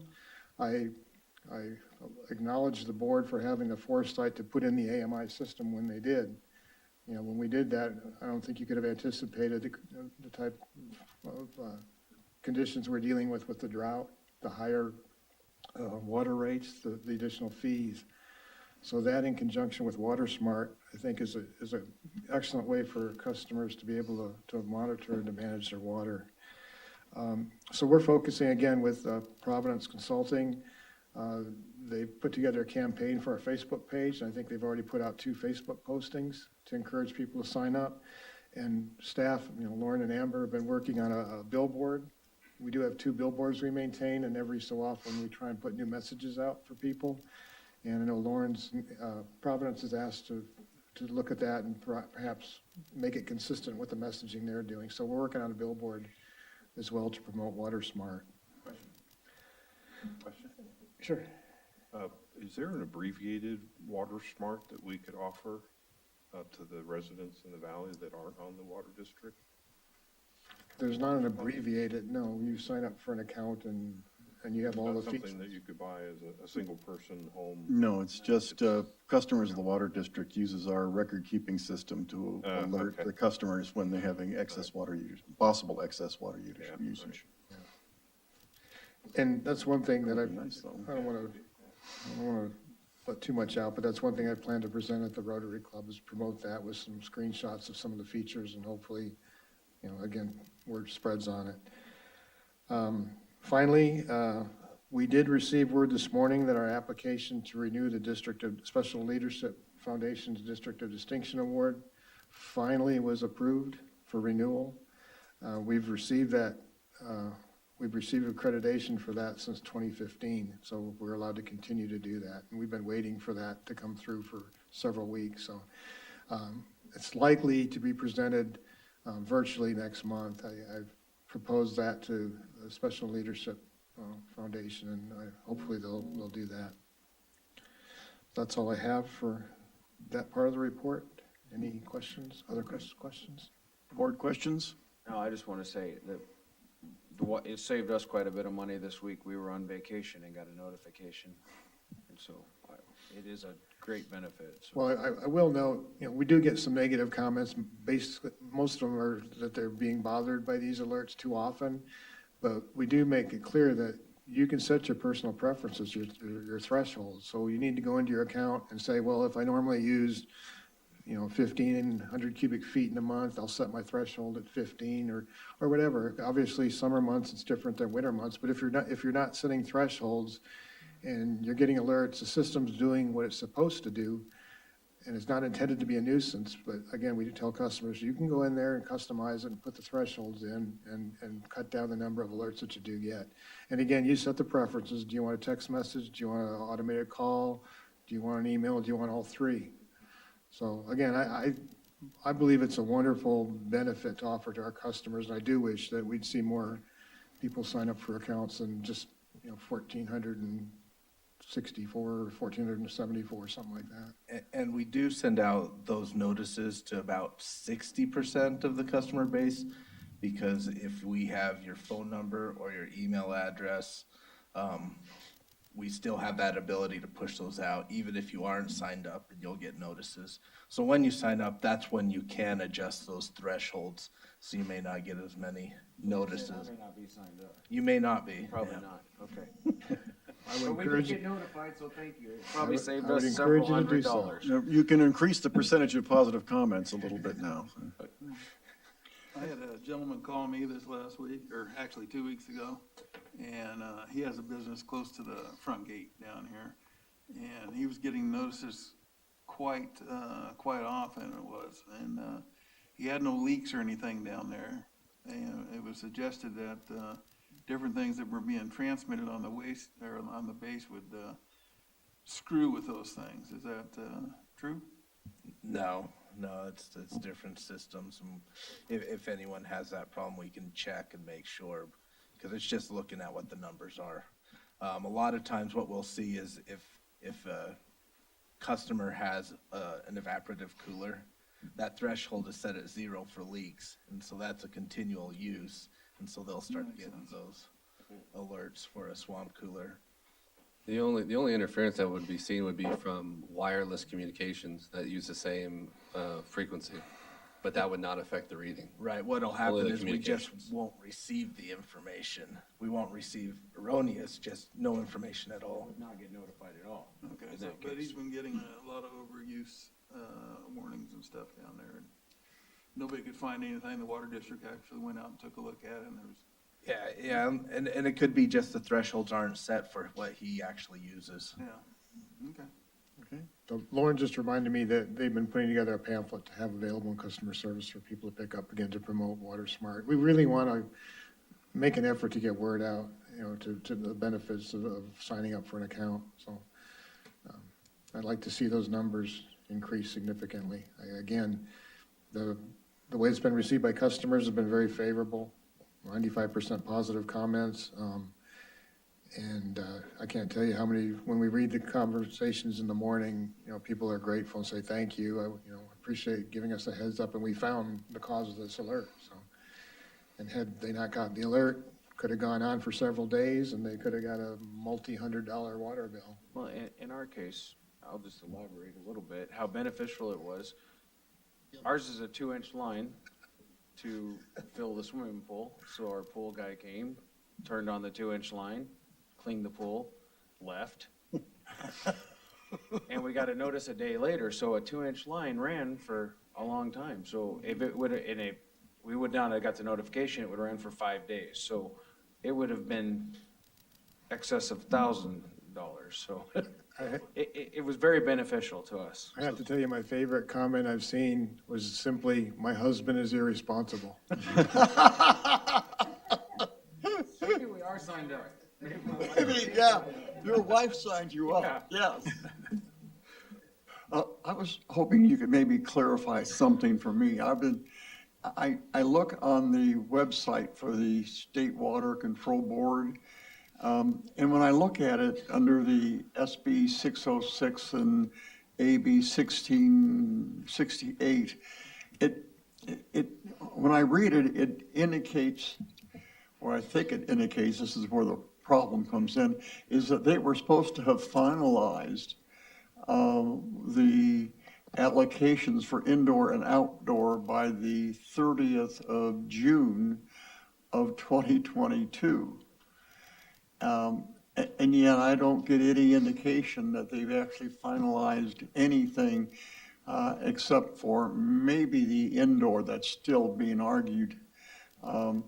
Could you clarify for us what was supposed to be the rules and what they were supposed to do, what they have done, and when we might actually see something that will give us some guidance? I believe what's complicated, in particular, the indoor component of the legislation is the SB 1157 from Senator Hertzberg, who was one of the authors of SB 606. And as you know, what he proposed to do is move the goalpost in the middle of the game and change the targets, reduce it to 42 by 2030, 2035. And that's still being working its way through the legislation, through the legislature. Aqua, as I've reported before, has formed a coalition of water agencies of which we're a member that has been communicating a message of oppose unless amended. The latest letter to be sent to the Assembly was sent on Friday, and it requested 4 specific amendments, 3 of which were presented to Senator Hertzberg earlier, which he was okay with, so they added a 4th. And I don't know the date when that's supposed to be heard, but again, that's what's kind of holding back the indoor component. And I know, there's interest locally about a variance for that indoor usage for evaporative cooling. And I've looked down the internet and I haven't seen much of anything, but I did have the opportunity to participate in what's called, Aqua has a leadership to leadership program the president of Aqua has initiated, where they'll hold a virtual meeting with each region. We're in Region 7. And so they had a meeting set up for the week before last. I don't remember the specific date. I think it was a Thursday, for Region 7 to participate in. Region 7 includes all the Central Valley, so like Tulare area, Bakersfield. So it's a big area, and you'd think that there would be a lot of participation. I registered, and to my surprise, when I logged in, there were two of us. There's the president of Aqua, there was the vice president of Aqua, and then the CEO of Aqua were on there to listen to, as they said, what keeps you up at night? So with just two of us scheduled, I mean, we had a good opportunity to share with them what kept us up all night. And I had 20 minutes or so, just of, personal time with them that I probably wouldn't have had there been more people on that call. And I did mention evaporative coolers. I said that, that's a concern for us here as a variance for trees, for shade. And then my frustration not being able to find any information on the status of that. So they made note of it and promised that they would pursue information, get back to me.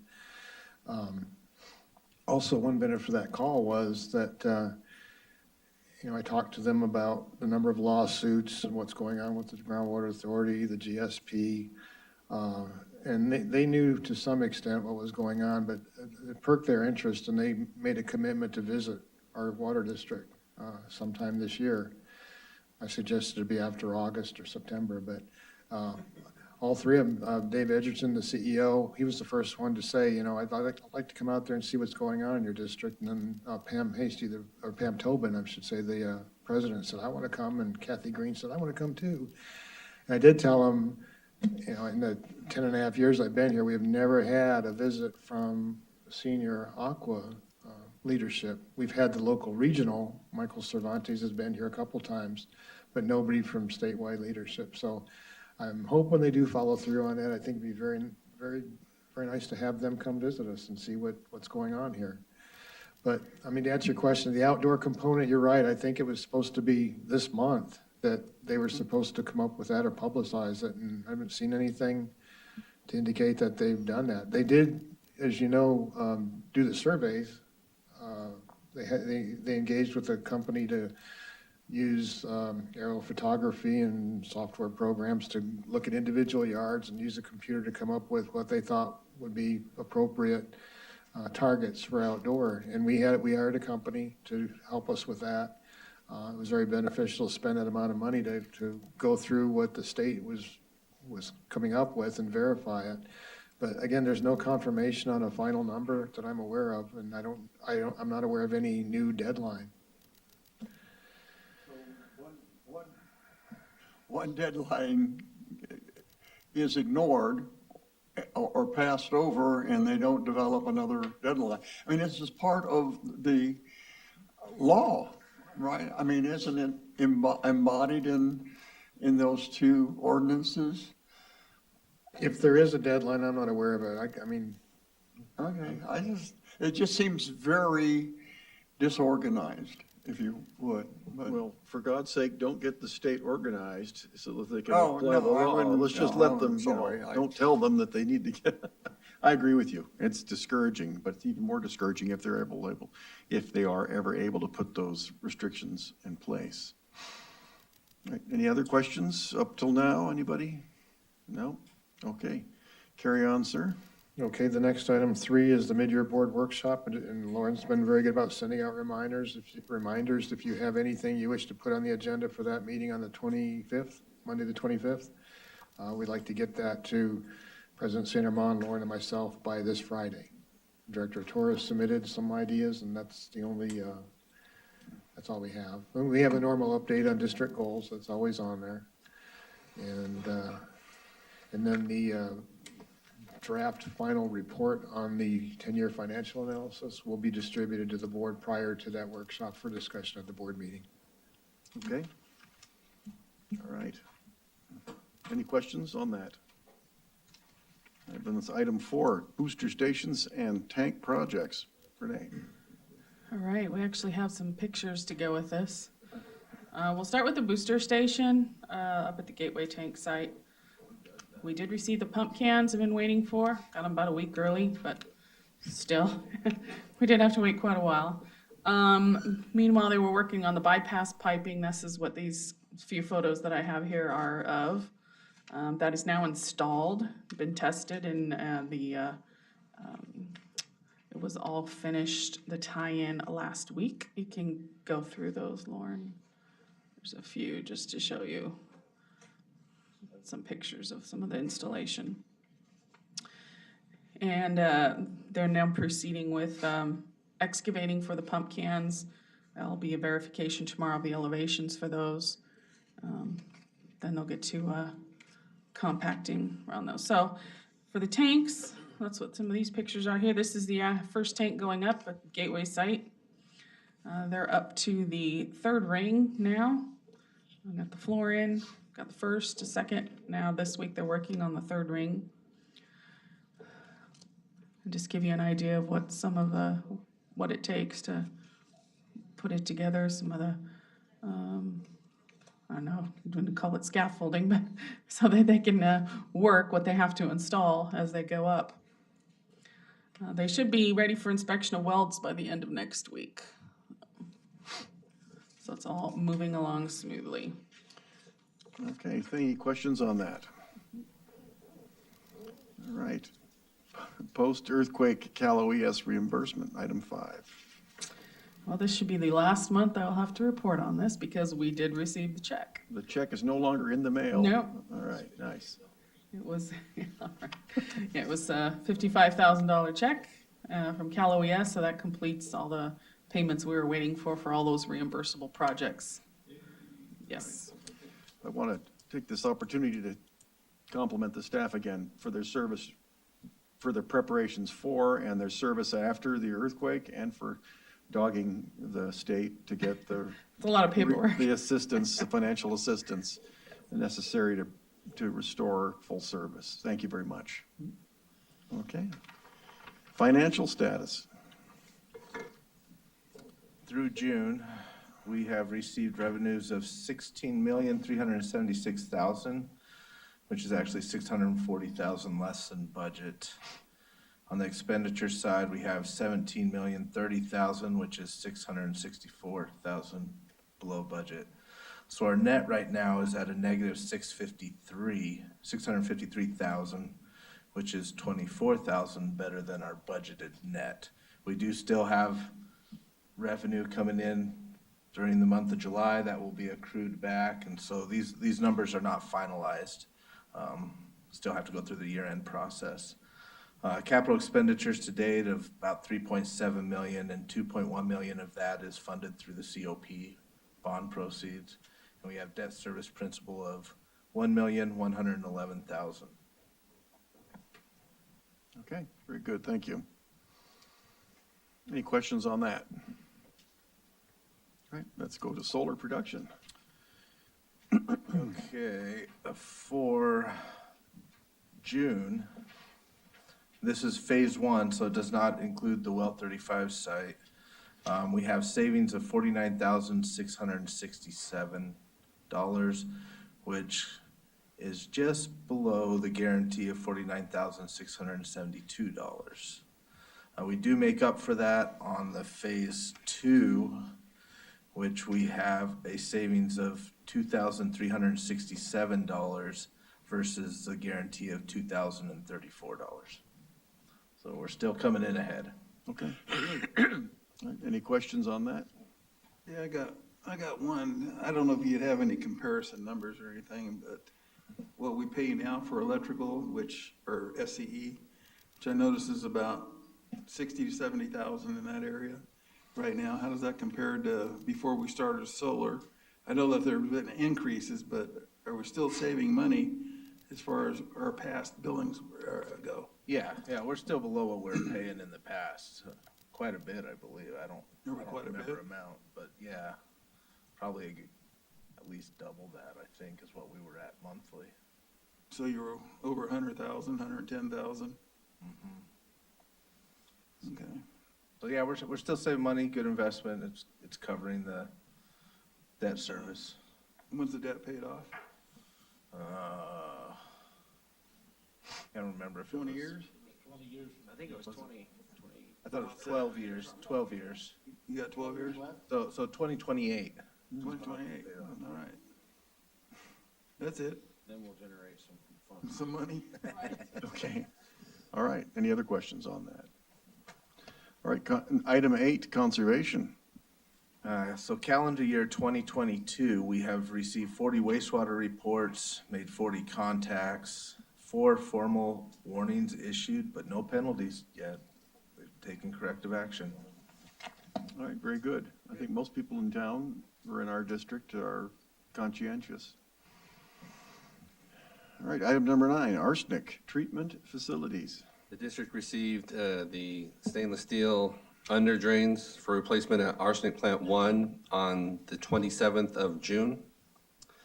And we'll be scheduling Pure Flow to come out to install those sometime towards the autumn, winter months when it's a lot cooler inside those tanks. Arsenic Plant 2 was put online on the 5th of July.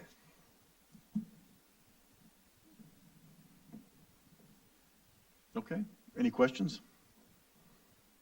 All right, item 10, operations. For the month of June, maintenance replaced 46 services and repaired 11. 101 valves returned for a year-to-date total of 450.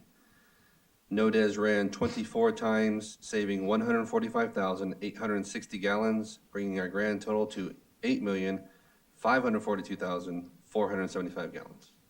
Okay, any questions? Good news. All right, very good, thank you. All right, seeing none, then we'll go to item 8, board comments and future agenda items. I'll start with the directors to my left. No. Director I Cortez. really don't have anything other than what I've said already, but I was serious about talking about it and figuring what we can do to make it more justifiable as far as the GA goes for the citizens that actually depend on it. Okay. Vice President Boyd. Looking forward to our workshop. I'll have some comments to put in before the end of the week. Sorry I'm taking so long. And other than that, nothing. Thank you. Director Griffin. I have none. All right. Director Rotora. Better be nothing said. I also am looking forward to the workshop and hope we have some good new topics coming out of that workshop. Okay, very good. So we were talking about this meeting attendance and participation in public meetings or aqua meetings. Their loss was our gain in that instance. But there's a lot going on in the world right now. Crises, both real and imagined, are being used to push all sorts of draconian changes to the way people are living. You must be involved in politics. It's no longer acceptable just to sit back and yell at the TV when something happens you don't like. I encourage you to attend your public meetings, both the city council if you're in the city limits, the water district if you're in our sphere of influence, if you can, or you have something to say to the people at your county or state level, please do so politely. Shorter is better. And register your thoughts with your elected officials. And with regard to the groundwater authority, since we have 3 counties, the city and the GA and the water district represented there, all of those become your representatives, even though you don't live in Union County or San Bernardino County. They certainly should hear politely your opinion about these subjects, and I would encourage you to contact them directly. And that is all that I have. We're going to bring the open session to a close at 8:19 p.m., and we will reconvene the closed session at 8:30. Thank you.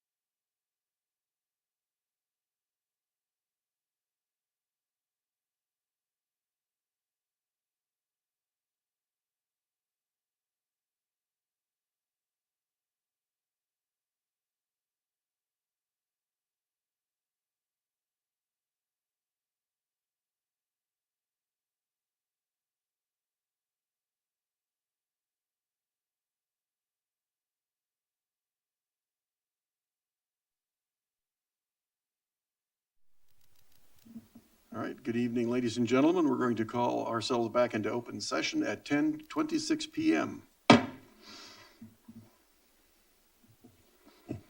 The board met with staff and legal counsel on the items under closed session. No action was taken. That requires disclosure under the Brown Act. And we will call the open session closed at 10:26 PM. Thank you, everyone.